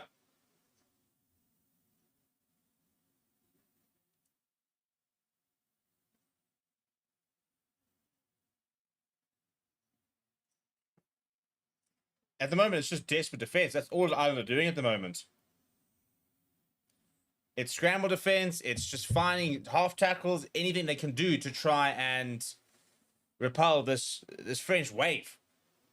And here comes another French wave. Pretty lateral at the moment. And Marchand, as the ball's gone down, this is going to be turnover. That's much better than a bit of a win. You can see the celebration coming there from Dan Sheehan. They haven't had much to celebrate. have Ireland. So you've got to then, when you do have the opportunity, you got to take it. You got to celebrate. You got to try and say, right, there we go. There's a bit of momentum. Let's try and turn that into something. So it will be turnover ball. Fabian Galtier watches on. He's pretty chuffed with life, and why not? He would have had a much easier halftime talk than Andy Farrell. He would have basically just been saying, right, chaps, same as the first half, really. Just keep up the momentum, keep up the pressure. Don't really let off. That's also the one thing now from a French point of view. They don't want to take the foot off the pedal. You've got to really just keep having a go. You can't let Ireland get back into the game, because Ireland are capable of scoring 3-4 tries in a half. Very, very capable. So, you know, right off Ireland at your own peril, they've definitely got the time and they can definitely make the comeback. The question is, can they flip the switch and find the momentum to be able to do it? And they want a penalty at the scrum time. Well, that's a good start. You know, that is a good start. Winning a penalty like that.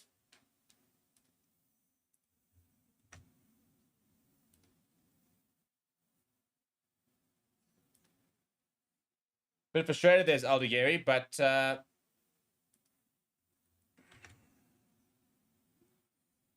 calls are made, and Prendergast will find touch. I'll be interested to see when we see Jack Crowley brought in. I don't think Prendergast had the strongest of games.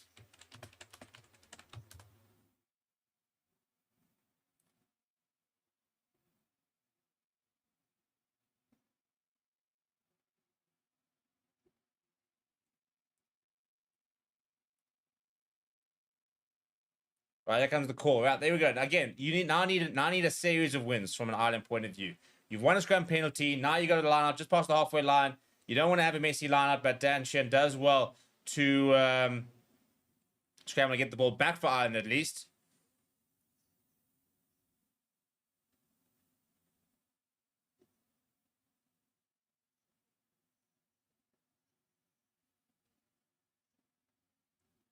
Good up and under that, and France once again with the ball back in hand. They've really dominated the aerial battle. That's been an aspect of the game I think Ireland are going to have to improve on, and I think they've missed a Hugo Keenan. I think they've missed James Lowe in that respect. I think they've also missed Mac Hansen tonight, but they need to find a way into the aerial game, because once again, kick coming from France, they've won it back within a few phases.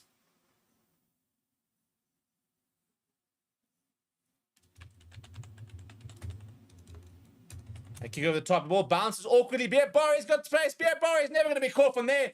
Biabari's in for his second. France start the second half as they finish the first. And this now threatens to get very, very ugly. That is the bonus point try within 50 minutes. Ireland have no response to the kicking game. And that's why I think a lot of Irish fans will be saying that's too easy. It is too easy.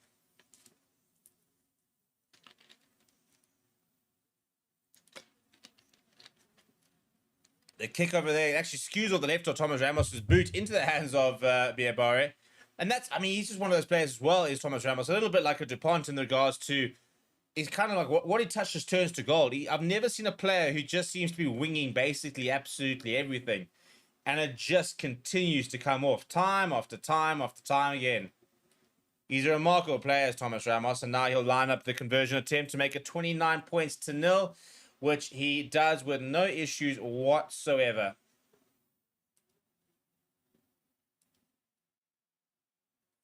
Sparks say Ireland making mistakes, yes, but the referee is a joke. What Irish fans on? I don't know about the referee. I don't think that's making much of a difference, in all honesty, at the moment. I think Ireland at the moment, at certain times, they're basically almost just chasing shadows.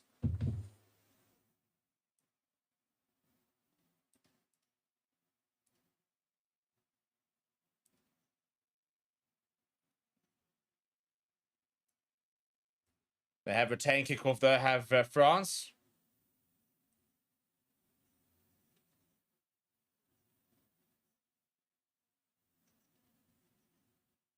Not the best clearance this time, though, for DuPont. And again, this is an opportunity for Ireland as Andy Farrell box. I think some subs will probably be the big thing here for Ireland. What can they bring off the bench?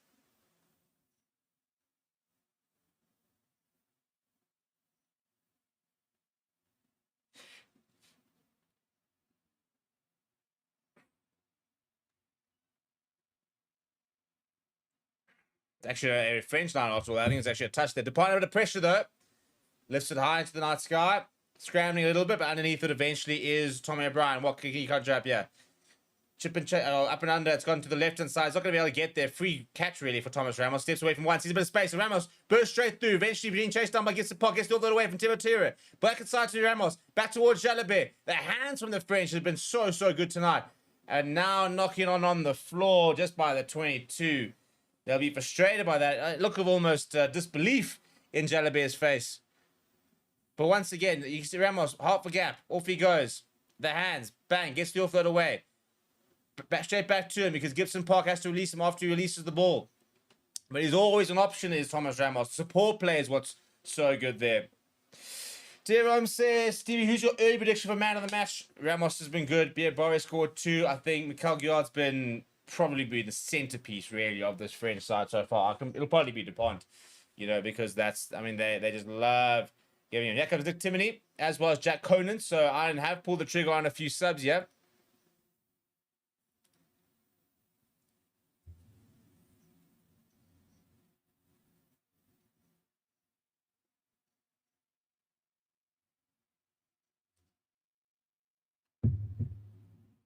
And here comes Jack Crowley. I personally will see how the next half an hour goes. But I tell you what, I don't think he's actually come on for Sam Prendergast yet.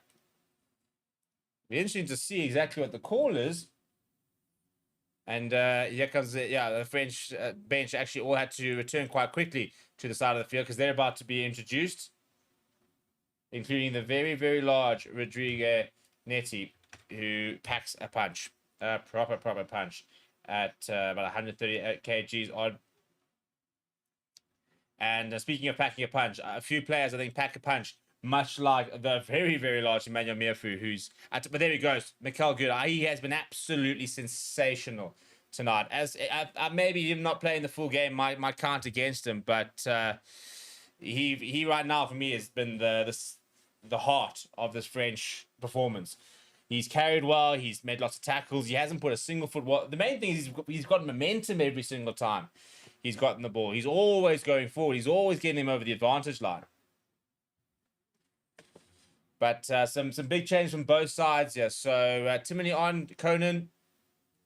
Looks like James Ryan's on as well. Jack Crowley waiting to see if he is on for Sam Prendergast. No, he's not. You see, Prendergast is still on. There's Crowley. Crowley, I think, coming on centre, actually. First touch, he's been driven towards the right-hand side. So that's a big call.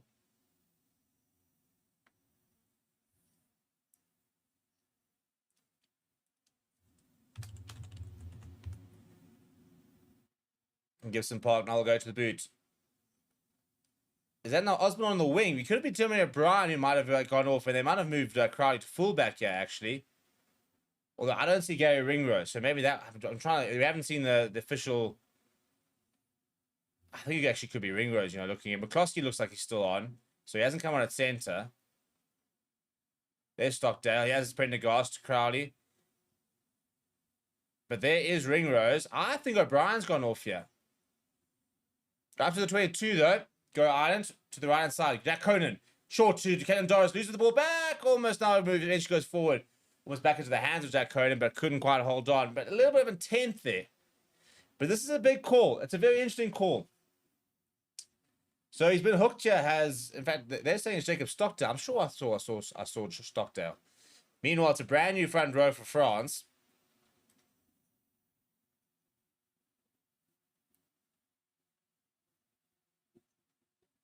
Who's at fullback there? Is that Prendergast gone to fullback?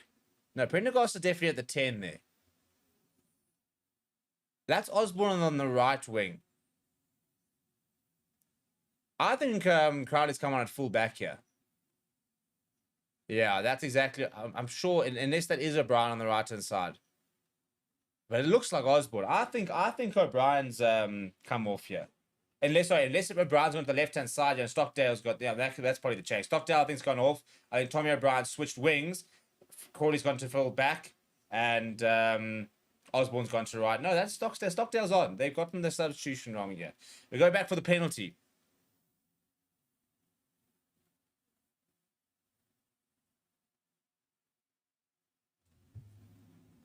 Oh, it's a good kick. Very, very good kick.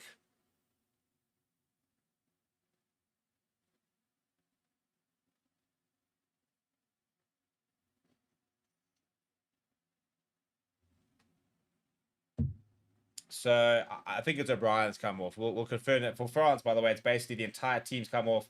Calvin Gorgeous has come on as well. And he's come on for Murfan into the centre. So no Baptiste Serin yet, and no Lenny Nucci, but 6 of the 8 subs from France on. New tight 5, really. Hugo Aradio on. And there he goes Pietro Murvalka. I mean, be able to bring him on. I mean, the Marchand Murvalka combination's unreal. And there's the big man, Emmanuel Mierfu. Murvalka pick up and go. All over the ball is done brilliantly there. I think that's Jack Cohen. In fact, I think it'll be Nick Timoney. That's a very good start. It's a good touch there from Gary Ringrose to Osborne. Quick ball from McCloskey. Pick up and go from him.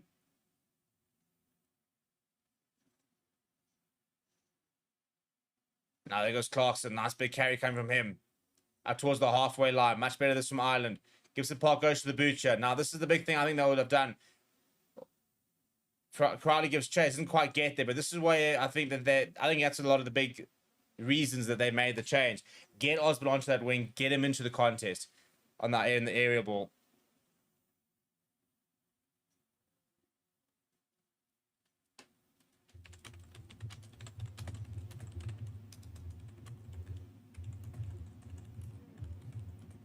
Ball over the top, and Prendergast goes left-hand side to Osborne. Doris, Prendergast, not too many options. And he's put it straight into the hands of Adesogby with a bit of space in front. Oh no, ball back. That's a phenomenal pass. It doesn't have quite have the pace as Hugo Radu. But back into the 22 go France. Adesogby, the man who made the interception. Jalabert changes direction. Some of the forwards are arriving, but that's gone down. Back into Irish hands. Knocked on by France is the referee. Knock on advantage. I tell you, Prendergast had a mare here. And eventually he will kick out a touch. I think they've got to look at different options here. I really do. I think that I've seen some of the talent of Prendergast, but he's hesitant there. He then throws a poor pass straight into the hands of Adesogby. Luckily for Ireland, it's a good cover tackle that from... it's a good ankle tap initially from Crowley. And then ball back aside. And I think Gibson Park, once again, is actually there to make the covering tackle.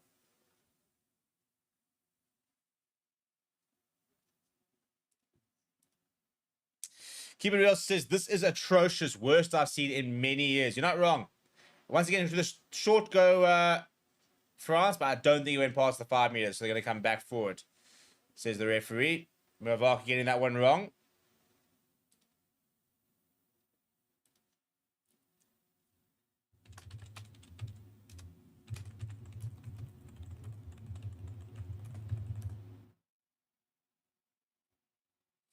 Tess says, do you think Pinot and James Lowe are watching the game together? Well, I know James Lowe is there.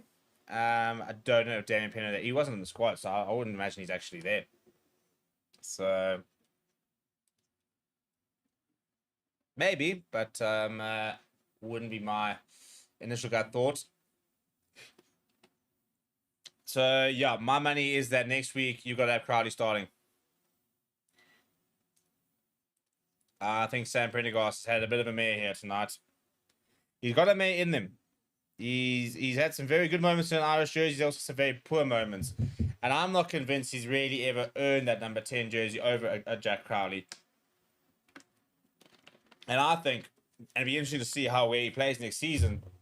I think Kieran Frawley is a player that they've gotten very, very wrong. And this is the problem. They haven't backed the Burns.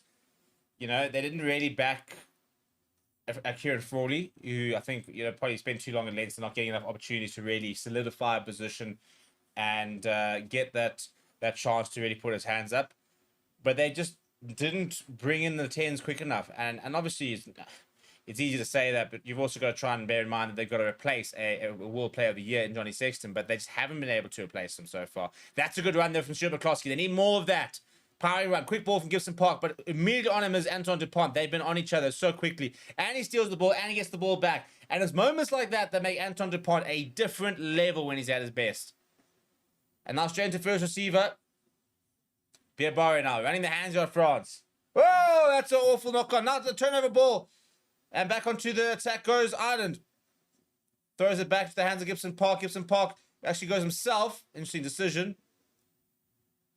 Crowley goes back inside. Looks like it's Stockdale. Now it's Prendergast. Shapes to kick, then fires it out. Back on the angle. Looks like that's Clarkson. Now Caelan Doris. Prendergast. That's not a bit of pass. Now a bit of space for Stockdale. Comes back inside. It's Jacob Stockdale. Quite a stocky wing. Not slow, but not kind of the X-Factor pace that Louis Barre has. But into the 22. Much, much better this year from Ireland. Looking a bit better. Looking a bit more like the Ireland of old. Now kicking behind from Jack Crowley. I don't mind that option. Atisopi does well to scramble. I think it needs to be more direct towards touch, to be honest. The thinking here now is to try and force them back, force them to kick into touch, and then have a good lineup. But Mia Foo's created a good angle for Anton Dupont to then find touch. But a penalty for holding on. Well, there it is. That's a big opportunity now. We've got 22 minutes on the clock exactly. So go to the corner, score a try. Let's see if Ireland can... No, they're taking it quickly there. Ball over the top. And now it's gone to no one. And Gary Ringo's going to have to go and retrieve this. Why would you take it quickly? Why would you take it quickly? They've lost momentum now. Clarkson has to get back on the front foot. Is that a... yeah. It's a penalty advantage. And I think Anthony Gelanche has come with a flying arm. That could be out of card, you know. Could be a bit of trouble here for us. Maybe that could be a bit of a leveler. Options, though. Options. Good, but McCloskey gets it away. And cuts back aside. Nick Timoney's come on, made a big difference. And he goes over. I'm not sure we might even have a look at that tackle. It looked like a no-arm grass cutter. But Ireland are finally on the board.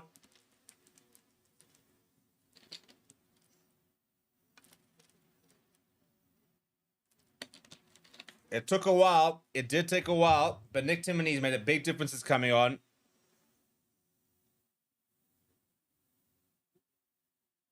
And the right option this time from Prendergast, who just draws into, gets it away to McCloskey. Good line being run there by Nick Timoney.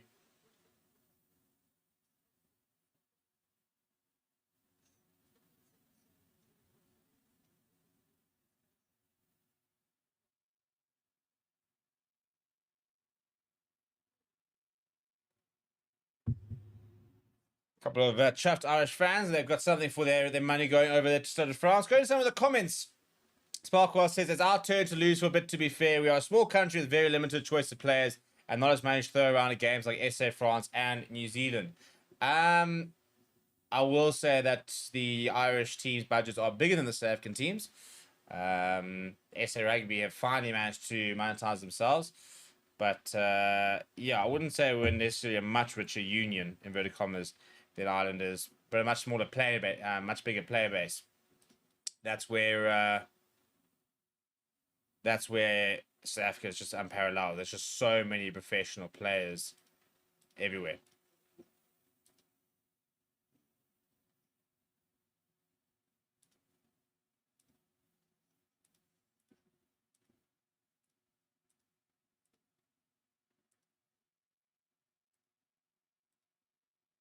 Gibson Park goes to the boot. Lifts it high in the air. Stockdale around. Back to James Ryan. That's a couple of good moments now. That's a bit of a momentum shift all of a sudden. And as I say that, actually no. Looks like it's actually knocked on by France. Tony and Prendergast goes flat, left behind by, but we'll go back for the penalty. Penalty advantage there. I think it was offside potentially.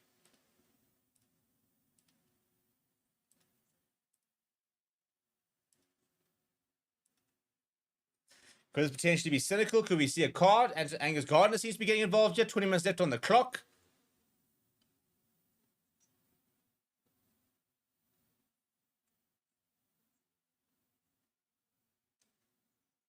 Sparkway says, yeah, I literally just spoke with the SF and the SS Schools program is massive. Yeah, that's the big thing. It's the player base that we've got. Lots and lots of money in the play. I mean, to be fair, I think some of the schools almost have bigger programs than most of the unions. You know, like a school program will have a bigger, from a monetary point of view, some of the schools have bigger programs than Greequas, a Pumas, and the likes of that. So the player base is so big. Financially, our union's still not quite at the buying power, the retention power, the salary power that some of the European clubs have, like some of the Irish clubs. But it's just a case of there's such a good foundation being done, being set by the schools, and that's what really creates that South African depth. Tight burn goes out right. Now if Ireland go bang bang, maybe there's a game over here. Got to try and score 2 almost in the next 10 minutes. 21 points, 29. All of a sudden, maybe something could happen. Also, they'll be thinking, well, you know what? If you're going to lose a game, as McCloskey, once again, carry strong. Get bonus points out of it. Around the corner. And it's a replacement, actually. He's just come back. Come on, as Michael Mill. Just short. Penalty advantage. The boot's gone flying. I don't know whose it is. Another pick up and go. Tight bird. And they're over. And they're going to have a look. We are going to have a look. No, they're not. They're giving it. They have awarded it. Well, there it is. In many ways, Ireland have sometimes suffered with not being able to have an impact coming off the bench. Tonight, so far, early signs are they literally made the subs at 49 minutes and then 59, and they've scored 12 unanswered points since then. So I think we are having a look. Carl Dixon is telling Prendergast just to slow down, just to wait up a little bit whilst they have a check. It looked pretty good from the angle. Former Springbok performance coach there, Alan Walters. We are going to have a look. There was a penalty advantage, so we had at the very least a penalty anyway for Ireland. But important for them to get the try and get going once again with just under 90 minutes left to go.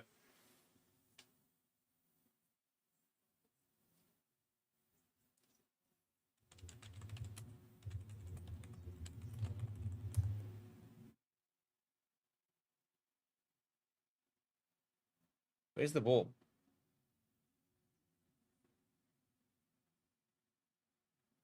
He doesn't score this, you know. He completely loses it. Completely loses it.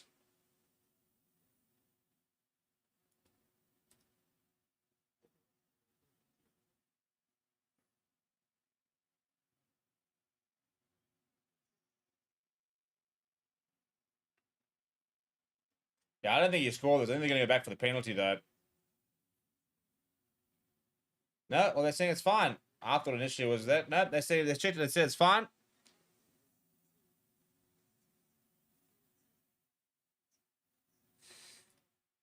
And said New Zealand has money. Yeah, pennies. Well, to be fair, New Zealand is still, from a brand point of view, ranked the most valuable brand in the world. I think the one state was ranked about north of just around $300 million. South Africa has upped its value in the last few years through a much better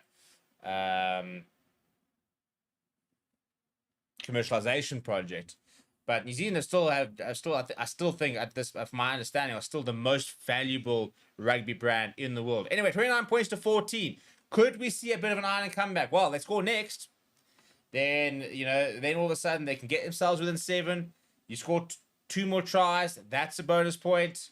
Ronan Kelleher's on. That'll sure up set pieces. Good set piece specialist. Ronan Kelleher, nice and solid player. Maybe not the X factor of Dan Sheehan, but puts in a good work rate. Mierfu goes short as France trying to wrestle back a bit of momentum.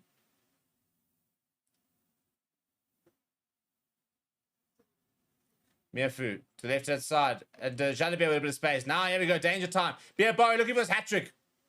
Comes back inside. Good tackle this coming from Conan. And good pressure on DuPont. Milvaca goes back and cleans up. But a good tackle there coming from Michael Milne. Now Jalodge. Jalibert. Deportero come up quickly as Gary Ringrose. Kind of slipped the tackle, but McCloskey was there. No, in fact, it's Kelleher there to complete the tackle. And turnover ball here from Ireland. So this is what I'm saying. Small wins, small wins. You start to change a bit of momentum. Gibson Park to the left-hand side. Crawley now. Puts his head down, does Nick Timoney. Try scorer. Gibson Park right up against that left-hand touchline. Prendergast goes short. Tony Bags inside to Kelleher. Better this from Ireland. Much, much better. Good momentum. Now ball goes over the top. Couple of chases. Stockdale will give chase. Had to talk down a bit of pressure. Stockdale makes a good tackle. Slowly but surely. Building momentum here, Ireland. France needs to just slow things down. Weather the storm a little bit. Good tackle once again. Not getting any gain line advantages, France. Dupont lifts his high in the air. It's kind of swirling. This actually might be out in the full, you know. Does it bounce back inside? I think it's out in the full. Angus Gardner says not out in the full, but it is an Ireland line out. So I think come off the hands of the French player to try to keep it in. But that's what I'm saying. Momentum has definitely shifted towards the men in green. It's a much quieter stadium. You can look at the crowd there. The French crowd quite subdued at the moment.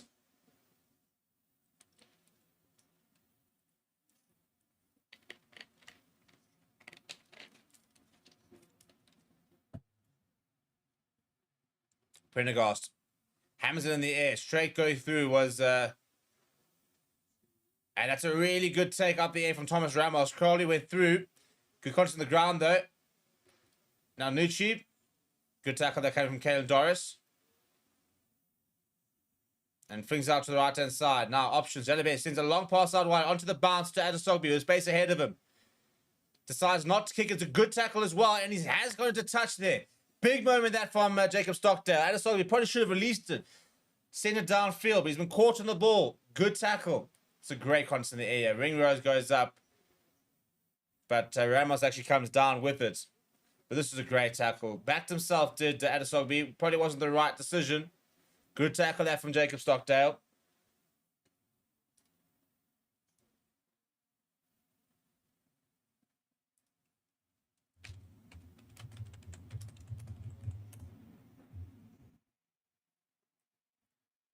Ball down. Gibson Park. Prendergast. That's too deep. That's far, far too deep. He's off his Ringrose, and Ramos does manage to mark it. Just too deep that from Prendergast. And to the point where Gary Ringrose basically had to almost go sprinting in, hoping that he might even be able to almost catch it on the fly. And basically score. And Ramos just showing us a bit of experience there. Where it just says slow down, calm things down.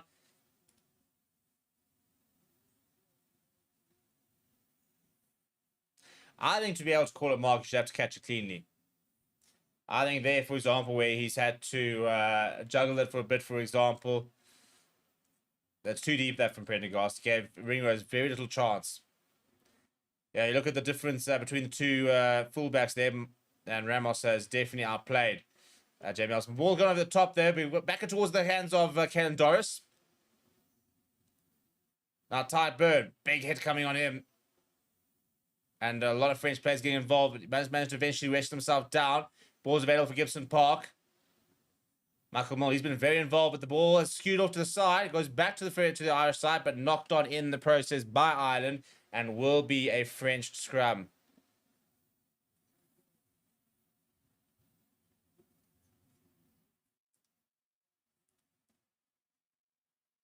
Well, actually, it should be a potentially an Irish scrum, because I think it's actually been knocked on at the line out.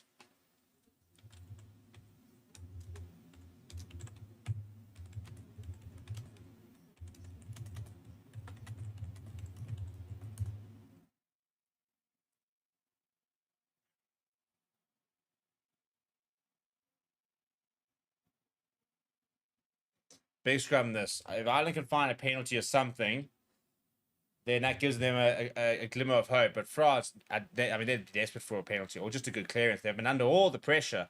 And this is, I think, the frustration for Ireland is the fact that there was a couple of soft tries.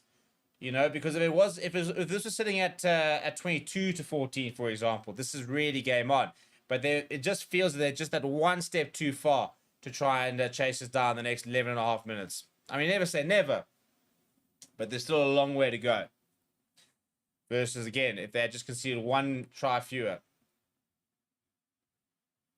22 points to 14. You think you score once, you're within a kickable distance from the lead.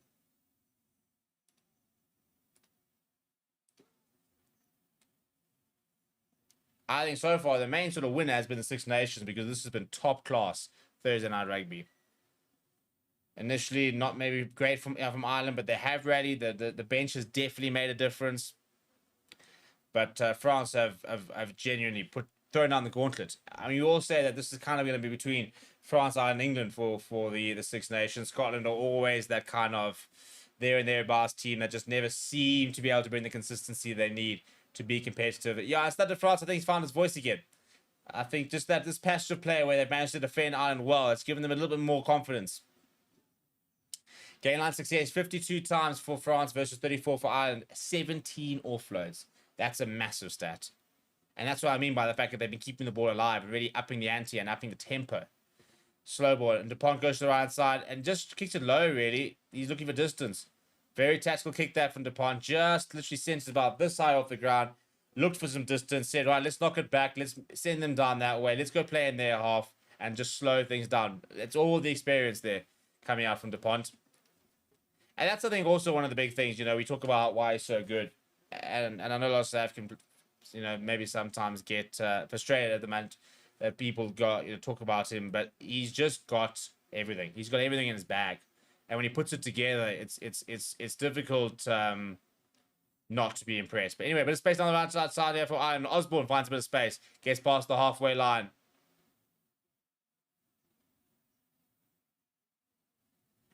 McCloskey pops it up to Prendergast. Prendergast to the right-hand side. Caught on the ball there is Nick Timoney. Finley Beelan picks up and goes. Short now. Big hit coming from Ronan Killer here. Now Prendergast. Chip over the top for himself. And almost works. He's left behind, but no advantage. They'll go back for, I think, a penalty advantage for offside against France for Ireland. Once again, kicked down. Trying to get yourself a lineup. You've got to score quickly if you're going to try and get a bonus point out of this game.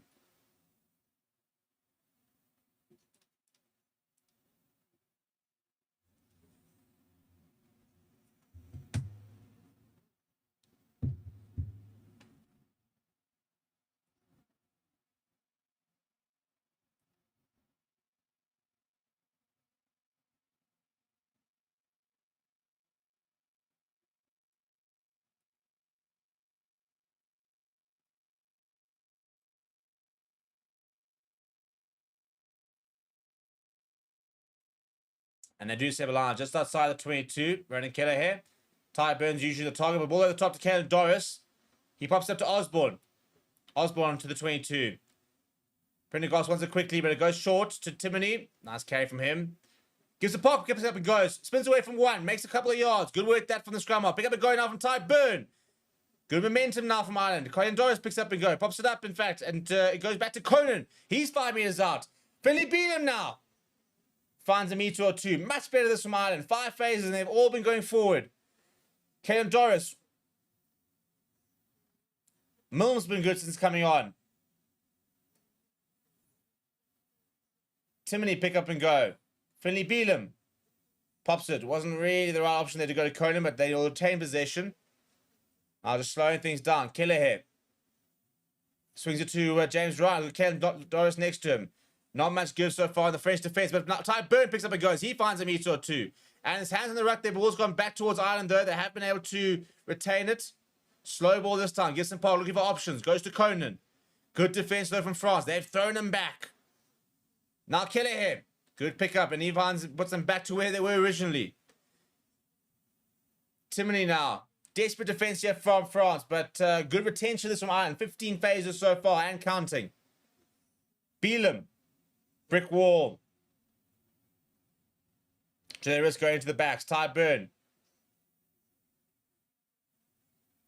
Goes to Caelan Doris. Doris makes the L2 with the ball. Skews her out to the side. Oh, no! Oh, I tell you what. I mean, Kelleher's gone over here. We might have to have a look at what's happened here. Carl Dixon's laughing.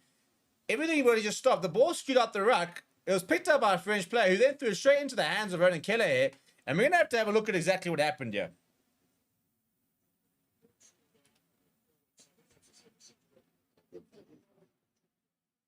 So I think what they're saying is this was probably a knock-on from Ireland. When the ball spilled out, it went forward. But because if it's not, this could actually be a try for Ireland.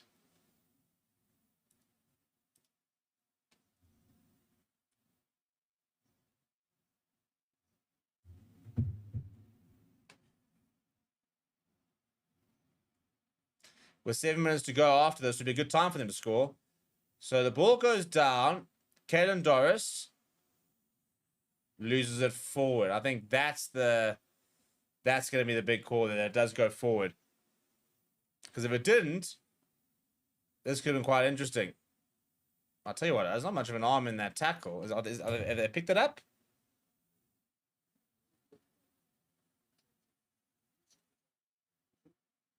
That I think goes forward eventually off a boot. I think that'll be the case, because if then a French player picks it up, throws it into the hands of Kelleher, who actually just barely believes it and kind of just dots down. But it's all going to come down to whether this is considered forward.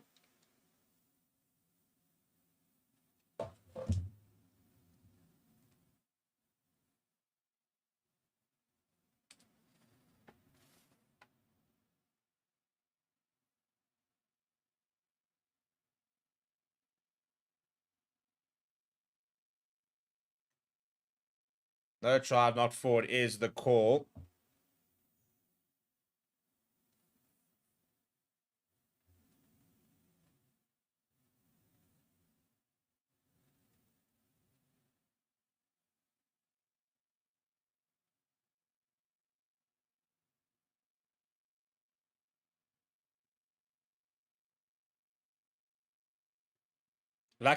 Lucky that they did go forward, because otherwise that would have been one of the most bizarre tries you'll see in the Six Nations.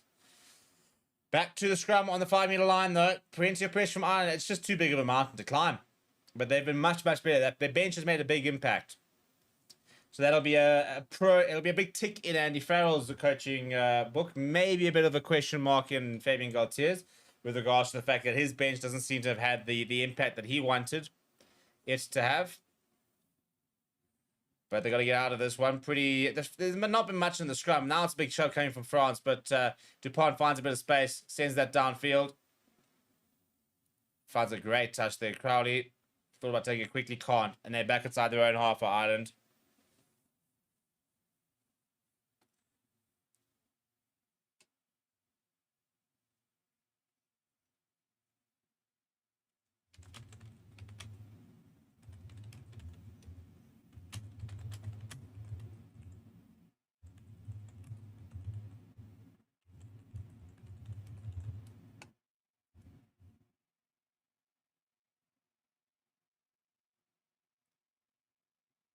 Oh, there he goes.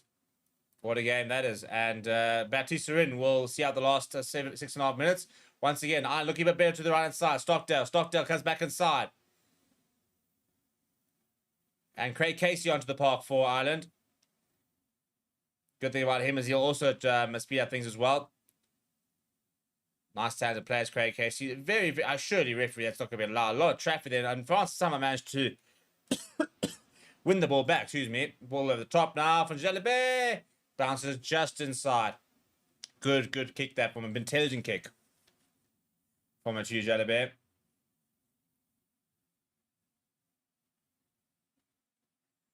Looking at a couple of the double tackles they're coming from France. They've defended really, really well.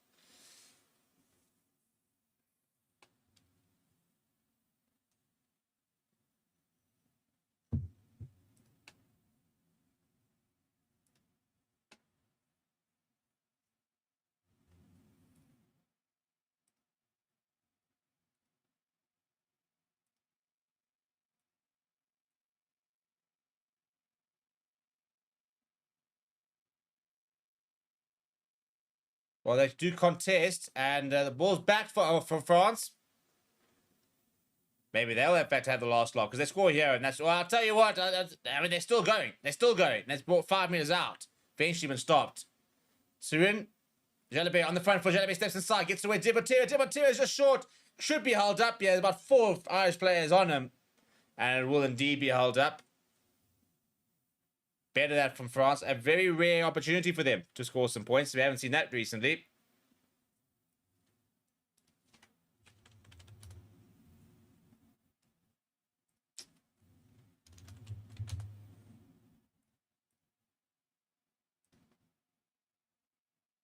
And to the right-hand side, they go from the restart.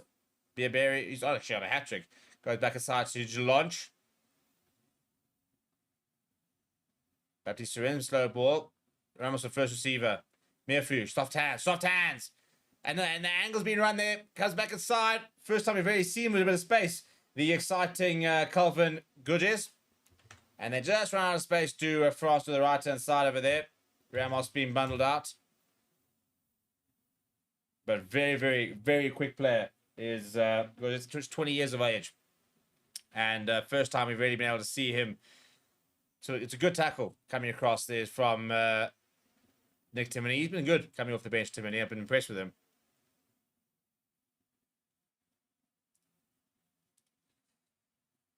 Pressure line now for Keller here. 3.5 minutes left on the clock. I don't think we'll see much of a score change here. Definitely not a result change. France will go top of the log early on. And, I mean, this has been a fixture where in the last 2-3 years, kind of whoever's won it has generally gone on to win the Six Nations. It's been kind of that big of a fixture. So this is a pretty good... I mean, it's the perfect way for France to start.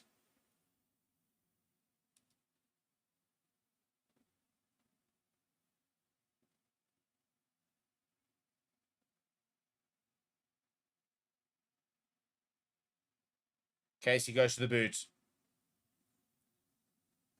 And Sogby goes up. Once again, falls towards the French side, but no one was really there. So it should be an Irish liner. Will they look to take it quickly, maybe?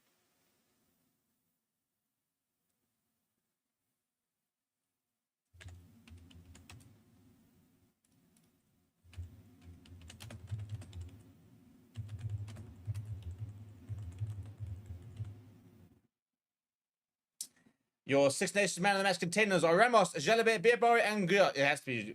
First of all, I'm very surprised that Dupont's not made it, but Mikhail Guillaume for me was phenomenal, absolutely phenomenal. Baptiste Surin, good line this from France, and it's a bit of an awkward pass. And Antasogby, Gibson Park, by the way, is onto the park once again. Not entirely sure what the chat there if Craig Casey's gone off. In fact, to be fair, Craig Casey's still on. I think actually Gibson Park never went off. I think he's actually Casey come out on the wing, and they've kind of gone with the two scrum offs. So there's a massive fight in the middle, by the way, with James Ryan and half the French side. Meanwhile, Jalabert is down. This will be a concern for France if he is injured. He looks down, he's holding his shoulder, but now he's standing up, looks all right. I think it's a late tackle here from James Ryan. He's pretty committed in fairness. It is a late tackle. I don't think he can really pull out of it. So they barely had a look either. No, I mean James Ryan always likes to toe the line a little bit, but he couldn't really pull out of the tackle. So nothing there from the referee. But they're back inside their own 22. And Mikhail Guillaume, there has he been named man of the match? He'd be my man of the match. Yep, he has been named man of the match. Well, what did I say? Early call. It was a proper early shift from him. David saying, in case he came on for Osborne, yeah, I think you're right, because I'm still seeing Stockdale. Right, well, there we go. There's Casey.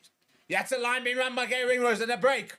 He's got Prendergast with him. Steps back aside as Ringrose. Frees up the hands. Gets it back to Prendergast. Prendergast under a lot of pressure, though. And been stolen by Mufana.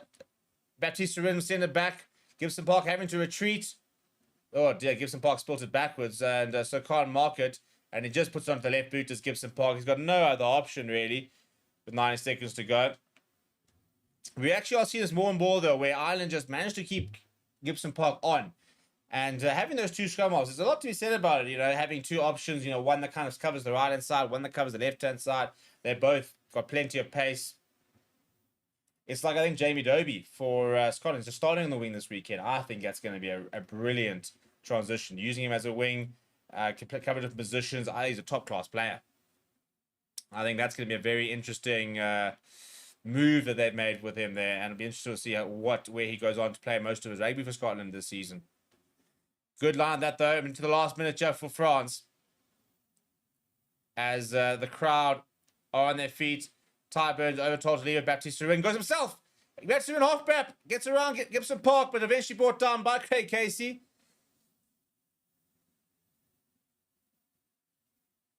Jalabert steps back inside. Maybe France looking to finish with a flourish. 13 seconds left. Short now. Ireland to finish the game as what they were doing for most of the first half. Hands, Jalabert, at Sogby, and they go into the corner to France. They will finish with a flourish, and in the end, and that admirable fight back from Ireland is very much in vain. 34 points to 14 with a difficult kick to come. That will wrap up the game. Well, there we go. France throwing down the gauntlet. And I'll tell you what now, from here on out, it's their Six Nations to lose. People, thank you very much for joining me. It's late on a Thursday. It's been a good game of rugby, though. A good evening of rugby. And a nice start to the Six Nations. Please do smash a like on the way out. Please do subscribe to the channel as well. Thank you very much for watching.